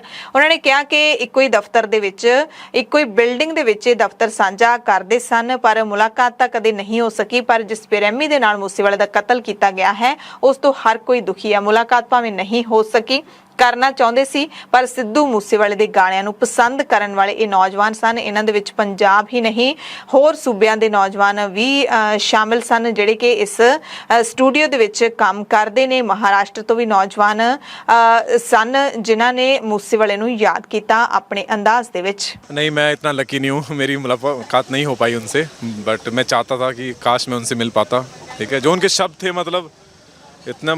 इतना उनके अंदर जुनून था कि जो हमारी जो पीढ़ी है उससे बहुत ज़्यादा प्रेरित होती थी। देखो, मैंने देखे इतने सिंगर हैं जो लड़कियां दिखा रहे हैं, गाड़ियां दिखा रहे हैं, उनको कोई ज़रूरत ही नहीं थी, उनके शब्द ही काफ़ी थे। मैं बहुत ज़्यादा फ़ैन हूँ, मैं इन्हीं के गाने सुना हूँ, बाकी तो ज़्यादा किसी के सुनता नहीं। ਸਵੇਰ ਦੇ ਲੱਗੇ ਆ ਉਹਦੀ ਯਾਦ 'ਚ ਹੀ ਲੱਗੇ ਹੋਏ ਆ, ਬਾਈ ਦੀ ਯਾਦ 'ਚ ਹੀ ਦਿਲੋਂ ਯਾਦ ਕਰਦੇ ਆ। ਬਾਈ ਨੂੰ ਭੁੱਲ ਨਹੀਂ ਸਕਦੇ ਕਦੇ ਵੀ ਆਪਾਂ ਜ਼ਿੰਦਗੀ 'ਚ। ਕਦੀ ਮੁਲਾਕਾਤ ਹੋਈ ਉਹਨਾਂ ਨਾਲ? ਨਹੀਂ, ਕਦੇ ਨਹੀਂ ਹੋਈ, ਪਰ ਦਿਲੋਂ ਆਪਣਾ ਪੂਰਾ ਸੀ, ਉਹਨਾਂ ਨਾਲ ਪਿਆਰ ਸੀਗਾ ਪੂਰਾ। मुलाकात कदे नहीं हुई जी। मैं महाराष्ट्र से हूँ बेसिकली, मैं इधर से नहीं, मैं महाराष्ट्र से हूँ, पर मैं भी उनका बहुत बड़ा फ़ैन था। अच्छा, महाराष्ट्र से उनके बहुत बड़े फैन थे और उधर महाराष्ट्र में बहुत बड़े फ़ैन है उनके। जी, पंजाबी ਸਿੰਗਰਸ ਦੇ ਵਿੱਚੋਂ ਸਿੱਧੂ ਮੂਸੇਵਾਲੇ ਦੀ ਫੈਨ ਸੀ, ਕਿਉਂਕਿ ਉਹਨਾਂ ਦੇ ਐਕਚੁਅਲੀ ਪਹਿਲਾਂ ਮੈਂ ਉਹਨਾਂ ਦੇ ਗਾਣੇ ਸੁਣਦੀ ਹੁੰਦੀ ਸੀ, ਪਰ ਜਦੋਂ ਦੀ ਉਹਨਾਂ ਦੀ ਡੈਥ ਹੋਈ ਆ, ਹੁਣ ਉਹਨਾਂ ਦੇ ਕੁਝ ਇਦਾਂ ਦੇ ਬਿਆਨ ਦੇਖਿਆ ਵੀ ਉਹ ਜ਼ਿੰਦਗੀ ਨੂੰ ਐਕਚੁਅਲ 'ਚ ਜਾਣ ਗਏ ਸੀ ਆਪਦੀ ਨੂੰ। ਜਿਵੇਂ ਉਹਨਾਂ ਦਾ ਸੌਂਗ ਸੀ ਲਾਸਟ ਰਾਈਡ, ਉਹਦੇ ਵਿੱਚ ਉਹਨਾਂ ਨੂੰ ਪਤਾ ਸੀਗਾ ਵੀ ਉਹਨਾਂ ਦੇ ਇੱਕ ਮੈਂ ਵੈਸੇ ਜਿਵੇਂ ਆਨਲਾਈਨ ਹੁੰਦੇ ਆ, ਰੀਲਸ ਬਣਾਉਂਦੇ ਆ, ਉਹਨਾਂ ਨੇ ਕਿਹਾ ਸੀ ਉਹਦੇ ਵਿੱਚ ਵੀ ਜ਼ਿੰਦਗੀ ਨੂੰ ਜਾਣਨ ਦੀ ਖਾਤਰ, ਆਦੀ ਕੀਮਤ ਦੱਸਣ ਦੀ ਖਾਤਰ ਤੁਹਾਨੂੰ ਮਰਨਾ ਪੈਂਦਾ। ਪੰਜਾਬ ਦੇ ਵਿੱਚ ਜਿੱਥੇ ਦੁਨੀਆ ਭਰ ਦੇ ਵਿੱਚ ਨਾਮਣਾ ਖੱਟਣ ਵਾਲੇ ਸਿੱਧੂ ਮੂਸੇਵਾਲੇ ਨੂੰ ਕਤਲ ਕੀਤਾ ਗਿਆ ਹੈ, ਉਸੇ ਤਰ੍ਹਾਂ ਦੀ ਇੱਕ ਖਬਰ ਹੈ ਜਿਹੜੀ ਉਹ ਆ ਰਹੀ ਹੈ ਅਮਰੀਕਾ ਤੋਂ, ਜਿੱਥੇ ਟਰਬਲ ਨਾਂ ਦੇ ਐਟਲਾਂਟਿਕ ਰੈਪਰ ਨੂੰ 34 ਸਾਲ ਦੀ ਉਮਰ ਵਿੱਚ ਗੋਲੀਆਂ ਮਾਰ ਕੇ ਕਤਲ ਕਰ ਦਿੱਤਾ ਗਿਆ। ਐਤਵਾਰ ਸਵੇਰੇ ਇਹ ਘਟਨਾ ਵਾਪਰੀ। ਅਮਰੀਕੀ ਰੈਪਰ ਟਰਬਲ, ਜਿਸ ਦਾ ਅਸਲੀ ਨਾਮ ਮਾਰੀਅਲ ਸਮਿੰਟੋ ਔਰ ਸੀ, ਉਸ ਦੇ ਉੱਤੇ ਐਟਲਾਂਟਾ ਦੇ ਪੂਰਬੀ ਉਪਨਗਰ ਕੋਨੀਅਰਸ ਦੇ ਵਿੱਚ ਇੱਕ ਅਪਾਰਟਮੈਂਟ ਦੇ ਵਿੱਚ ਵਿੱਚ ਹਮਲਾ ਹੋਇਆ ਜਾਨਲੇਵਾ ਸਾਬਿਤ ਹੋਇਆ। ਛਾਤੀ ਵਿੱਚ ਗੋਲੀ ਲੱਗਣ ਤੋਂ ਬਾਅਦ ਉਸ ਨੂੰ ਮੌਕੇ ਤੇ ਹੀ ਮ੍ਰਿਤਕ ਐਲਾਨ ਦਿੱਤਾ ਗਿਆ ਸੀ। ਪੁਲਿਸ ਨੇ ਇੱਕ ਸ਼ੱਕੀ ਦਾ ਨਾਮ ਅਟਲਾਂਟਾ ਨਿਵਾਸੀ ਜੈਮਿਕਲ ਜੋਨਸ ਦੇ ਵਜੋਂ ਨਾਮਜ਼ਦ ਕੀਤਾ ਹੈ। ਪੁਲਿਸ ਨੇ ਕਿਹਾ ਕਿ ਜੋਨਸ ਤੇ ਹੋਰ ਇੱਕ ਦੂਸਰੇ ਨੂੰ ਜਾਣਦੇ ਨਹੀਂ ਸਨ, ਪਰ ਜੋਨਸ ਇੱਕ ਔਰਤ ਨੂੰ ਜਾਣਦਾ ਸੀ ਜਿਸ ਨੂੰ ਮਿਲਣ ਦੇ ਲਈ ਉਹ ਇਸ ਅਪਾਰਟਮੈਂਟ ਦੇ ਵਿੱਚ ਆਇਆ ਸੀ। ਗਾਰਡੀਅਨ ਦੇ ਹਵਾਲੇ ਦੇ ਨਾਲ ਇੱਕ ਖਬਰ ਅਸੀਂ ਤੁਹਾਨੂੰ ਦੱਸ ਰਹੇ ਹਾਂ, ਪਰ ਉਹ ਟਰਬਲ ਨੂੰ ਕਿਉਂ ਮਾਰ ਕੇ ਗਿਆ ਹੈ ਇਸ ਬਾਰੇ ਜਾਂਚ ਪੁਲਿਸ ਕਰ ਰਹੀ ਹੈ। ਪੰਜਾਬ ਦੇ 5 ਵਾਰੀ ਮੁੱਖ ਮੰਤਰੀ ਰਹੇ ਅਤੇ ਸ਼੍ਰੋਮਣੀ ਅਕਾਲੀ ਦਲ ਦੇ ਸਰਪ੍ਰਸਤ ਪ੍ਰਕਾਸ਼ ਸਿੰਘ ਬਾਦਲ ਦੀ ਸੋਮਵਾਰ ਨੂੰ ਅਚਾਨਕ ਸਿਹਤ ਵਿਗੜ ਗਈ ਸੀ, ਜਿਸ ਤੋਂ ਬਾਅਦ ਉਹਨਾਂ ਨੂੰ ਚੰਡੀਗੜ੍ਹ ਦੇ ਪੀਜੀਆਈ ਦੇ ਵਿੱਚ ਦਾਖਲ ਕਰਵਾਇਆ ਗਿਆ। ਪੀਜੀਆਈ ਚੰਡੀਗੜ੍ਹ ਦੇ ਕਾਰਡੀਅਕ ਸੈਂਟਰ ਦੇ ਵਿੱਚ ਦਾਖਲ ਕਰਵਾਉਣ ਤੋਂ ਬਾਅਦ ਇੱਕ ਦਿਨ ਬਾਅਦ ਉਹਨਾਂ ਨੂੰ ਛੁੱਟੀ ਮਿਲ ਗਈ। ਛਾਤੀ ਤੇ ਪੇਟ ਵਿੱਚ ਦਰਦ ਦੀ ਸ਼ਿਕਾਇਤ ਤੋਂ ਬਾਅਦ ਬਾਦਲ ਨੂੰ ਹਸਪਤਾਲ ਲਿਜਾਇਆ ਗਿਆ ਤੇ ਹੁਣ ਉਹਨਾਂ ਦੀ ਹਾਲਤ ਸਥਿਰ ਦੱਸੀ ਜਾ ਰਹੀ ਹੈ। ਈਡੀ ਨੇ ਘਰਾਂ ਦੇ ਖਰੀਦਦਾਰਾਂ ਦੇ ਨਾਲ ਕਥਿਤ ਧੋਖਾਧੜੀ ਨਾਲ ਸੰਬੰਧਿਤ ਮਨੀ ਲਾਂਡਰਿੰਗ ਦੇ ਇੱਕ ਮਾਮਲੇ ਵਿੱਚ ਪੰਜਾਬ ਦੇ ਰੀਅਲ ਅਸਟੇਟ ਸਮੂਹ ਖਿਲਾਫ ਹਾਲ ਹੀ ਵਿੱਚ ਮਾਰੇ ਛਾਪਿਆਂ ਦੌਰਾਨ ਆਡੀ ਕਾਰ 85 ਲੱਖ ਰੁਪਏ ਤੇ ਕਈ ਦਸਤਾਵੇਜ਼ ਜ਼ਬਤ ਕੀਤੇ ਨੇ। ਈਡੀ ਨੇ ਅਧਿਕਾਰਿਤ ਬਿਆਨ ਜਾਰੀ ਕਰਕੇ ਦੱਸਿਆ ਕਿ 3 ਜੂਨ ਨੂੰ ਚੰਡੀਗੜ੍ਹ, ਅੰਬਾਲਾ, ਪੰਚਕੂਲਾ, ਮੋਹਾਲੀ ਤੇ ਦਿੱਲੀ ਵਿੱਚ 19 ਸਥਾਨਾਂ ਤੇ Gupta builders and promoters private limited ਅਤੇ ਇਸ ਦੇ ਡਾਇਰੈਕਟਰ ਸਤੀਸ਼ ਗੁਪਤਾ ਤੇ ਪ੍ਰਦੀਪ ਗੁਪਤਾ ਤੋਂ ਇਲਾਵਾ group associates Bajwa developers limited, Kumar builders, ਵਿਨਮੈਤਾ ਫਿਲਮਸ ਪ੍ਰਾਈਵੇਟ ਲਿਮਟਿਡ ਅਤੇ ਇਸ ਦੇ ਡਾਇਰੈਕਟਰ ਜਰਨੈਲ ਸਿੰਘ ਬਾਜਵਾ, ਨਵਰਾਜ ਮਿੱਤਲ ਅਤੇ ਵਿਸ਼ਾਲ ਗਰਗ ਦੇ ਠਿਕਾਣਿਆਂ ਤੇ ਛਾਪੇਮਾਰੀ ਕੀਤੀ ਗਈ। ਪੁਲਿਸ ਨੇ ਮੁਲਜ਼ਮਾਂ ਦੇ ਵਿਰੁੱਧ ਐਫਆਈਆਰ ਦਰਜ ਕਰ ਲਈ ਹੈ, ਜਿਸ ਵਿੱਚ ਦੋਸ਼ ਲਾਇਆ ਗਿਆ ਕਿ ਉਹਨਾਂ ਨੇ ਵੱਖ-ਵੱਖ ਵਿਅਕਤੀਆਂ ਦੇ ਨਾਲ ਮਿਲੀਭੁਗਤ ਕਰਕੇ ਨਾ ਤਾਂ ਫਲੈਟ, ਪਲਾਟ, ਵਪਾਰਿਕ ਯੂਨਿਟ ਦਿੱਤੇ ਤੇ ਨਾ ਹੀ ਖਰੀਦਦਾਰਾਂ ਨੂੰ 325 ਕਰੋੜ ਰੁਪਏ ਵਾਪਸ ਕੀਤੇ। ਗੁਪਤਾ ਬਿਲਡਰਸ ਬਾਰੇ ਤੁਸੀਂ ਆਮ ਤੌਰ ਤੇ ਹੀ ਅਖਬਾਰਾਂ ਦੇ ਵਿੱਚ ਵੱਡੇ-ਵੱਡੇ ਇਸ਼ਤਿਹਾਰ ਦੇਖੇ ਹੋਣਗੇ। ਇਹਨਾਂ ਦੇ ਕਈ ਥਾਵਾਂ ਤੇ ਫਲੈਟ ਨੇ, ਵੱਡੀਆਂ ਇਮਾਰਤਾਂ ਇਹਨਾਂ ਨੇ ਉਸਾਰੀਆਂ ਹੋਈਆਂ ਨੇ ਜਿੱਥੇ ਲੋਕਾਂ ਨੂੰ ਫਲੈਟ ਵੇਚਦੇ ਨੇ, ਪਰ 325 ਕਰੋੜ ਰੁਪਏ ਦਾ ਇਹਨਾਂ ਨੇ ਘਪਲਾ ਕੀਤਾ, ਜਿਸ ਕਰਕੇ ਈਡੀ ਨੇ ਛਾਪੇ ਮਾਰੇ ਰੀਅਲ ਅਸਟੇਟ ਗਰੁੱਪ ਦੇ ਉੱਤੇ। ਤੇ ਮਰਹੂਮ ਗਾਇਕ ਸਿੱਧੂ ਮੂਸੇਵਾਲੇ ਦੀ ਅੰਤਿਮ ਅਰਦਾਸ 8 ਜੂਨ ਨੂੰ ਹੋਵੇਗੀ। 8 ਜੂਨ ਨੂੰ ਮਾਨਸਾ ਦੀ ਨਵੀਂ ਅਨਾਜ ਮੰਡੀ ਦੇ ਵਿੱਚ ਭੋਗ ਪਾਏ ਜਾਣਗੇ। ਵੱਡੀ ਗਿਣਤੀ ਦੇ ਵਿੱਚ ਇੱਥੇ ਲੋਕਾਂ ਦੇ ਪਹੁੰਚਣ ਦੀ ਉਮੀਦ ਜਤਾਈ ਜਾ ਰਹੀ ਹੈ। ਸਿੱਧੂ ਮੂਸੇਵਾਲੇ ਨੂੰ ਚਾਹੁਣ ਵਾਲੇ ਲੋਕ ਨੇ ਜਿਹੜੇ ਉਹ ਸਿਰਫ ਪੰਜਾਬ ਹੀ ਨਹੀਂ, ਭਾਰਤ ਹੀ ਨਹੀਂ, ਦੇਸ਼ਾਂ ਵਿਦੇਸ਼ਾਂ ਦੇ ਵਿੱਚ ਵਸਦੇ ਸਨ। ਸਿਰਫ ਤੇ ਸਿਰਫ ਪੰਜਾਬੀ ਨਹੀਂ, ਹੋਰ ਵੀ ਧਰਮਾਂ ਦੇ, ਜਾਤਾਂ ਦੇ ਲੋਕ, ਹੋਰ ਬੋਲੀਆਂ ਬੋਲਣ ਵਾਲੇ ਲੋਕ ਵੀ ਸਿੱਧੂ ਮੂਸੇਵਾਲੇ ਨੂੰ ਸੁਣਦੇ ਸੀ। ਇੱਥੋਂ ਤੱਕ ਕਿ ਗੋਰੇ ਵੀ ਸਿੱਧੂ ਮੂਸੇਵਾਲੇ ਦੇ ਗਾਣੇ ਸੁਣਦੇ ਸੀ। ਪੰਜਾਬੀ ਗਾਇਕਾਂ ਦੇ ਵਿੱਚੋਂ ਜੇ ਗੋਰੇ ਕਿਸੇ ਨੂੰ ਜਾਣਦੇ ਨੇ ਤਾਂ ਸਿੱਧੂ ਮੂਸੇਵਾਲਾ ਤੇ ਹਨੀ ਸਿੰਘ ਨੂੰ ਥੋੜਾ ਬਹੁਤ ਜਾਣਦੇ ਨੇ। ਤੇ ਇਹ ਸਿੱਧੂ ਮੂਸੇਵਾਲੇ ਦੇ ਅੰਤਿਮ ਅਰਦਾਸ ਦੇ ਵਿੱਚ ਭਾਵੇਂ ਹਰ ਕੋਈ ਸ਼ਾਮਿਲ ਹੋਣਾ ਚਾਹੁੰਦਾ ਹੋਵੇ, ਕਿਉਂਕਿ ਬਹੁਤ ਵੱਡੀ ਹਮਦਰਦੀ ਇਸ ਕਤਲकांड ਤੋਂ ਬਾਅਦ ਸਿੱਧੂ ਮੂਸੇਵਾਲੇ ਦੇ ਮਾਪਿਆਂ ਦੇ ਨਾਲ ਜੁੜੀ ਹੈ। ਇਸੇ ਦਰਮਿਆਨ ਸਿੱਧੂ ਮੂਸੇਵਾਲੇ ਦੇ ਮਾਪਿਆਂ ਨੇ ਅਪੀਲ ਕੀਤੀ ਹੈ ਸਾਰੇ ਲੋਕਾਂ ਨੂੰ ਕਿ ਸਿੱਧੂ ਮੂਸੇਵਾਲਾ ਸ਼ਬਦ ਗੁਰੂ ਨੂੰ ਮੰਨਣ ਵਾਲਾ ਨੌਜਵਾਨ ਸੀ, ਸਿੱਖ ਧਰਮ ਦੇ ਨਾਲ ਉਹ ਸੰਬੰਧਿਤ ਸੀ, ਸਿੱਖਾਂ ਦੇ ਘਰ ਵਿੱਚ ਉਸ ਦਾ ਜਨਮ ਹੋਇਆ ਸੀ। ਪਰਿਵਾਰ ਨੇ ਹੱਥ ਜੋੜ ਕੇ ਸਭ ਨੂੰ ਬੇਨਤੀ ਕੀਤੀ ਹੈ ਕਿ ਜਿੱਥੇ ਸਿੱਧੂ ਮੂਸੇਵਾਲੇ ਦਾ ਅੰਤਿਮ ਸੰਸਕਾਰ ਹੋਇਆ ਸੀ, ਜਿਸ ਥਾਂ ਤੇ ਲੋਕਾਂ ਨੇ ਆਪਣੀ ਸ਼ਰਧਾ ਮੁਤਾਬਿਕ ਉਸ ਦੀ ਸਮਾਧ ਬਣਾ ਦਿੱਤੀ ਹੈ, ਯਾਦਗਾਰ ਬਣਾ ਦਿੱਤੀ ਹੈ, ਉੱਥੇ ਪੈਸਿਆਂ ਦੇ ਨਾਲ ਮੱਥਾ ਨਾ ਟੇਕਿਆ ਜਾਵੇ, ਮੱਥਾ ਬਿਲਕੁਲ ਹੀ ਨਾ ਟੇਕਿਆ ਜਾਵੇ। ਤੁਸੀਂ ਉੱਥੇ ਆ ਕੇ ਜ਼ਰੂਰ ਫੁੱਲ ਵਗੈਰਾ ਭੇਂਟ ਕਰ ਸਕਦੇ ਹੋ, ਪਰ ਸਿੱਧੂ ਮੂਸੇਵਾਲਾ ਸ਼ਬਦ ਗੁਰੂ ਦੇ ਨਾਲ ਜੁੜਿਆ ਹੋਇਆ ਸੀ, ਇਸ ਕਰਕੇ ਉਹ ਸ਼ਬਦ ਗੁਰੂ ਦੇ ਵਿੱਚ ਵਿਸ਼ਵਾਸ ਰੱਖਦਾ ਸੀ। ਤੁਸੀਂ ਸਿੱਧੂ ਮੂਸੇਵਾਲੇ ਦੀ ਸਮਾਧ ਨੂੰ ਮੱਥਾ ਟੇਕਣ ਦਾ ਜਿਹੜਾ ਇਹ ਪਖੰਡ ਹੈ ਜਿਹੜਾ ਉਹ ਨਾ ਚਲਾਇਆ ਜਾਵੇ। ਹਾਲਾਂਕਿ ਪਰਿਵਾਰ ਨੇ ਪਖੰਡ ਦਾ ਨਾਮ ਨਹੀਂ ਦਿੱਤਾ, ਪਰ ਜੇ ਆਪਾਂ ਦੇਖੀਏ ਤਾਂ ਇਸ ਨੂੰ ਪਖੰਡ ਹੀ ਕਿਹਾ ਜਾ ਸਕਦਾ ਹੈ, ਕਿਉਂਕਿ ਜਿਹੜਾ ਬੰਦਾ ਜਿਹੜੀ ਵਿਚਾਰਧਾਰਾ ਨੂੰ ਮੰਨਦਾ ਹੈ, ਜੇ ਤੁਸੀਂ ਉਸੇ ਵਿਚਾਰਧਾਰਾ ਨੂੰ ਮੰਨੋਗੇ ਤਾਂ ਤੁਹਾਡੀ ਉਸ ਨੂੰ ਸੱਚੀ ਸ਼ਰਧਾਂਜਲੀ ਹੋਵੇਗੀ। ਉਹ ਪਰਿਵਾਰ ਨੇ ਵੀ ਕਿਹਾ ਕਿ ਮੱਥਾ ਸਿਰਫ ਤੇ ਸਿਰਫ ਸ੍ਰੀ ਗੁਰੂ ਗ੍ਰੰਥ ਸਾਹਿਬ ਜੀ ਨੂੰ ਟੇਕੋ, ਇੱਥੇ ਆ ਕੇ ਨਾ ਟੇਕੋ, ਪੈਸਿਆਂ ਦਾ ਮੱਥਾ ਬਿਲਕੁਲ ਵੀ ਨਾ ਟੇਕੋ। ਸੋ ਅਸੀਂ ਵੀ ਅਪੀਲ ਕਰਦੇ ਹਾਂ ਲੋਕਾਂ ਨੂੰ, ਖਾਸ ਤੌਰ ਤੇ ਜਿਹੜੇ ਸਿੱਖ ਧਰਮ ਦੇ ਨਾਲ ਜੁੜੇ ਹੋਏ ਨੇ, ਕਿਉਂਕਿ ਬਹੁਤ ਸਾਰੇ ਅਜਿਹੇ ਲੋਕ ਨੇ ਜਿਹੜੇ ਸਿੱਧੂ ਮੂਸੇਵਾਲੇ ਦੇ ਫੈਨ ਸਨ ਤੇ ਜਿਹੜੇ ਹੁਣ ਬਾਅਦ ਚੋਂ ਫੈਨ ਬਣ ਗਏ ਨੇ। ਸੋ ਉੱਥੇ ਮੱਥਾ ਟੇਕਣ ਦਾ ਕੋਈ ਮਤਲਬ ਨਹੀਂ ਬਣਦਾ। ਸਤਿਕਾਰ ਹੁੰਦਾ ਹੈ, ਦੁੱਖ ਸਾਰਿਆਂ ਨੂੰ ਹੀ ਹੈ, ਪਰ ਜ਼ਰੂਰ ਯਾਦ ਰੱਖਣਾ ਚਾਹੀਦਾ ਹੈ ਕਿ ਜਿਹੜੇ ਇਨਸਾਨ ਦੀ ਸਮਾਧ ਬਣਾ ਕੇ ਤੁਸੀਂ ਇਹ ਕੰਮ ਕਰ ਰਹੇ ਹੋ ਉਹ ਕਿਹੋ ਜਿਹੀ ਸੋਚ ਦਾ ਮਾਲਕ ਸੀ। CBIC ਦੇ ਵੱਲੋਂ ਬੁੱਧਵਾਰ ਯਾਨੀ ਕਿ 8 ਜੂਨ ਨੂੰ ਦੇਸ਼ ਭਰ ਦੇ ਵਿੱਚ 42,000 ਕਿਲੋ ਨਸ਼ੀਲੇ ਪਦਾਰਥ ਨਸ਼ਟ ਕੀਤੇ ਜਾਣਗੇ। ਕੇਂਦਰੀ ਸਿੱਧੇ ਕਰ ਤੇ ਕਸਟਮ ਬੋਰਡ ਦੇ ਵੱਲੋਂ ਗੁਹਾਟੀ, ਮੁੰਬਈ ਤੇ ਸਿਲੀਗੁੜੀ ਸਮੇਤ ਭਾਰਤ ਦੀਆਂ 14 ਥਾਵਾਂ ਤੇ 42,000 ਕਿਲੋ ਨਸ਼ੀਲੇ ਪਦਾਰਥਾਂ ਨੂੰ ਖਤਮ ਕੀਤਾ ਜਾਏਗਾ, ਬਰਬਾਦ ਕੀਤਾ ਜਾਏਗਾ, ਨਸ਼ਟ ਕੀਤਾ ਜਾਏਗਾ। ਸੋ ਆਪਾਂ ਸੋਚ ਸਕਦੇ ਹਾਂ ਕਿ ਕਿੰਨੀ ਵੱਡੀ ਮਾਤਰਾ ਹੈ। 42,000 ਕਿਲੋ ਨਸ਼ੀਲਾ ਪਦਾਰਥ ਇਹ ਤਾਂ ਉਹ ਹੈ ਜਿਹੜਾ ਫੜ ਲਿਆ ਗਿਆ, ਜਿਹੜਾ ਜ਼ਬਤ ਕਰ ਲਿਆ ਗਿਆ। ਇਸ ਤੋਂ ਬਿਨਾਂ ਅਜਿਹਾ ਬਹੁਤ ਉਹ ਵੀ ਹੋਵੇਗਾ ਜਿਹੜਾ ਕਿ ਪੁਲਿਸ ਵਾਲੇ ਜਾਂ ਫਿਰ ਜਿਹੜੇ ਲੋਕ ਫੜਦੇ ਨੇ, ਆਪਾਂ ਕਹਿ ਸਕਦੇ ਹਾਂ ਕਿ ਲੋਕਾਂ ਦੀ ਸੁਰੱਖਿਆ ਕਰਨ ਵਾਲੇ ਲੋਕ ਆਪਣੇ ਕੋਲ ਹੀ ਰੱਖ ਲੈਂਦੇ ਨੇ ਤੇ ਬਹੁਤ ਸਾਰਾ ਲੋਕਾਂ ਦੇ ਢਿੱਡ ਵਿੱਚ ਜਾ ਰਿਹਾ ਹੈ, ਨੌਜਵਾਨਾਂ ਦੇ ਅੰਦਰ ਜਿਹੜਾ ਪੈਨੀਟ੍ਰੇਟ ਕਰ ਰਿਹਾ ਹੈ ਤੇ ਨੌਜਵਾਨ ਉਸ ਦੇ ਨਾਲ ਖਤਮ ਹੋ ਰਹੇ ਨੇ। ਸੋ ਇੰਨੀ ਵੱਡੀ ਮਾਤਰਾ ਦੇ ਵਿੱਚ ਮੁਲਕ ਦੇ ਵਿੱਚ ਨਸ਼ਾ ਜਿਹੜਾ ਉਹ ਰੋੜਿਆ ਜਾ ਰਿਹਾ ਹੈ। ਭਾਰਤ ਵਿੱਚ ਕਰੰਸੀ ਨੋਟਾਂ ਤੋਂ ਮਹਾਤਮਾ ਗਾਂਧੀ ਦੀ ਤਸਵੀਰ ਨਹੀਂ ਹਟੇਗੀ, ਇਹ ਸਪਸ਼ਟੀਕਰਨ ਦਿੱਤਾ ਹੈ ਆਰਬੀਆਈ ਨੇ। ਰਿਜ਼ਰਵ ਬੈਂਕ ਆਫ ਇੰਡੀਆ ਨੇ ਉਹਨਾਂ ਮੀਡੀਆ ਰਿਪੋਰਟਾਂ ਨੂੰ ਖਾਰਜ ਕੀਤਾ ਹੈ ਜਿਨ੍ਹਾਂ ਦੇ ਵਿੱਚ ਕਿਹਾ ਗਿਆ ਸੀ ਕਿ ਆਰਬੀਆਈ ਨੋਟਾਂ ਵਿੱਚ ਤਬਦੀਲੀਆਂ ਬਾਰੇ ਸੋਚ ਰਹੀ ਹੈ। ਮਹਾਤਮਾ ਗਾਂਧੀ ਦੀ ਥਾਂ ਹੋਰ ਹਸਤੀਆਂ ਦੀਆਂ ਤਸਵੀਰਾਂ ਨੋਟਾਂ ਉੱਤੇ ਲਾਈਆਂ ਜਾ ਸਕਦੀਆਂ ਨੇ, ਪਰ ਆਰਬੀਆਈ ਨੇ ਕਿਹਾ ਕਿ ਕਰੰਸੀ ਨੋਟਾਂ ਤੋਂ ਮਹਾਤਮਾ ਗਾਂਧੀ ਦੀ ਤਸਵੀਰ ਹਟਾਉਣ ਦੀ ਕੋਈ ਤਜਵੀਜ਼ ਨਹੀਂ ਹੈ। ਰਿਪੋਰਟਾਂ ਦੇ ਵਿੱਚ ਜਿਨ੍ਹਾਂ ਹੋਰਨਾਂ ਹਸਤੀਆਂ ਦੀਆਂ ਤਸਵੀਰਾਂ ਨੋਟਾਂ ਤੇ ਲਾਉਣ ਬਾਰੇ ਕਿਹਾ ਗਿਆ ਉਹਨਾਂ ਵਿੱਚ ਰਵਿੰਦਰਨਾਥ ਟੈਗੋਰ ਤੇ ਏਪੀਜੇ ਅਬਦੁਲ ਕਲਾਮ ਦੇ ਨਾਮ ਦੱਸੇ ਜਾ ਰਹੇ ਸੀ, ਪਰ ਆਰਬੀਆਈ ਨੇ ਇਹਨਾਂ ਰਿਪੋਰਟਾਂ ਨੂੰ ਖਾਰਜ ਕਰ ਦਿੱਤਾ ਹੈ। ਪੰਚਮ ਪਾਤਸ਼ਾਹ ਸ੍ਰੀ ਗੁਰੂ ਅਰਜਨ ਦੇਵ ਜੀ ਦਾ ਸ਼ਹੀਦੀ ਦਿਹਾੜਾ ਭਾਵੇਂ ਕਿ ਸ਼੍ਰੋਮਣੀ ਗੁਰਦੁਆਰਾ ਪ੍ਰਬੰਧਕ ਕਮੇਟੀ ਦੇ ਵੱਲੋਂ ਸੋਧੇ ਹੋਏ ਕੈਲੰਡਰ ਦੇ ਮੁਤਾਬਿਕ, ਨਾਨਕਸ਼ਾਹੀ ਕੈਲੰਡਰ ਦੇ ਮੁਤਾਬਿਕ 3 ਜੂਨ ਨੂੰ ਮਨਾਇਆ ਗਿਆ ਹੈ, ਪਰ ਪਾਕਿਸਤਾਨ ਦੇ ਵਿੱਚ ਜਿਹੜਾ ਪੁਰਾਤਨ ਨਾਨਕਸ਼ਾਹੀ ਕੈਲੰਡਰ ਹੈ ਉਸ ਦੇ ਮੁਤਾਬਿਕ ਹੀ ਮਨਾਇਆ ਜਾਵੇਗਾ ਤੇ ਗੁਰੂ ਸਾਹਿਬ ਦੇ ਸ਼ਹੀਦੀ ਦਿਹਾੜੇ ਮੌਕੇ 163 ਸਿੱਖ ਸ਼ਰਧਾਲੂਆਂ ਨੂੰ ਵੀਜ਼ੇ ਜਾਰੀ ਕੀਤੇ ਗਏ ਨੇ। ਪਾਕਿਸਤਾਨ ਹਾਈ ਕਮਿਸ਼ਨ ਨੇ 8 ਤੋਂ 17 ਜੂਨ ਤੱਕ ਪਾਕਿਸਤਾਨ ਦੇ ਵਿੱਚ ਚੱਲਣ ਵਾਲੇ ਸਾਲਾਨਾ ਸਮਾਗਮਾਂ ਦੇ ਵਿੱਚ ਹਿੱਸਾ ਲੈਣ ਦੇ ਲਈ ਭਾਰਤ ਦੇ ਸਿੱਖ ਸ਼ਰਧਾਲੂਆਂ ਨੂੰ ਵੀਜ਼ੇ ਦਿੱਤੇ ਨੇ। ਹਰ ਸਾਲ ਭਾਰਤ ਤੋਂ ਸਿੱਖ ਸੰਗਤ ਹੈ ਜਿਹੜੀ ਉਹ ਵੱਡੇ ਦਿਹਾੜਿਆਂ ਦੇ ਮੌਕੇ ਪਾਕਿਸਤਾਨ ਗੁਰਧਾਮਾਂ ਦੇ ਦਰਸ਼ਨਾਂ ਲਈ ਜਾਂਦੀ ਹੈ। ਚੰਡੀਗੜ੍ਹ ਪੁਲਿਸ ਨੇ ਪੁਲਿਸ ਫੋਰਸ ਵਿੱਚ ਕੰਮ ਕਰਦੇ ਖਿਡਾਰੀਆਂ ਤੋਂ ਸਪੋਰਟਸ ਕੋਟੇ ਤਹਿਤ ਤਰੱਕੀਆਂ ਵਾਸਤੇ ਅਰਜ਼ੀਆਂ ਮੰਗੀਆਂ ਨੇ। ਜਿਹੜੇ ਖਿਡਾਰੀਆਂ ਨੇ 2019, 22 ਅਤੇ 21 ਦੇ ਵਿੱਚ ਕੌਮੀ ਤੇ ਕੌਮਾਂਤਰੀ ਪ੍ਰਾਪਤੀਆਂ ਕੀਤੀਆਂ ਨੇ ਉਹ ਆਪੋ ਆਪਣੇ ਸੰਬੰਧਿਤ ਐਸਪੀਜ਼ ਕਮਾਂਡੈਂਟ ਰਾਹੀਂ 30 ਜੂਨ 2022 ਤੱਕ ਅਰਜ਼ੀਆਂ ਦੇ ਸਕਦੇ ਨੇ। ਜੇ ਖਿਡਾਰੀਆਂ ਨੂੰ ਆਊਟ ਆਫ ਟਰਨ 5% ਕੋਟੇ ਤਹਿਤ ਤਰੱਕੀਆਂ ਦਿੱਤੀਆਂ ਜਾਣਗੀਆਂ। ਪੈਗੰਬਰ ਮੁਹੰਮਦ ਸਾਹਿਬ ਤੇ ਵਿਵਾਦਿਤ ਟਿੱਪਣੀਆਂ ਕਾਰਨ ਆਲੋਚਨਾ ਦਾ ਸ਼ਿਕਾਰ ਹੋ ਰਹੀ ਬੀਜੇਪੀ ਦੀ ਸਾਬਕਾ ਲੀਡਰ ਨੂਪੁਰ ਸ਼ਰਮਾ ਤੇ ਉਸਦੇ ਪਰਿਵਾਰ ਨੂੰ ਦਿੱਲੀ ਪੁਲਿਸ ਨੇ ਸੁਰੱਖਿਆ ਦੇ ਦਿੱਤੀ ਹੈ ਕਿਉਂਕਿ ਉਸ ਨੂੰ ਧਮਕੀਆਂ ਮਿਲ ਰਹੀਆਂ ਸੀ। ਇਸ ਤੋਂ ਪਹਿਲਾਂ ਪੈਗੰਬਰ ਮੁਹੰਮਦ ਸਾਹਿਬ ਖਿਲਾਫ ਟਿੱਪਣੀਆਂ ਕਰਨ ਕਰਕੇ ਨੂਪੁਰ ਸ਼ਰਮਾ ਨੂੰ ਬੀਜੇਪੀ ਨੇ ਪਾਰਟੀ ਵਿੱਚੋਂ ਵੀ ਕੱਢ ਦਿੱਤਾ ਹੈ। ਇਸ ਦੇ ਬਾਵਜੂਦ ਵੀ ਪੂਰੀ ਦੁਨੀਆ ਦੇ ਵਿੱਚ ਭਾਰਤ ਦੀ ਆਲੋਚਨਾ ਰੁਕ ਨਹੀਂ ਰਹੀ।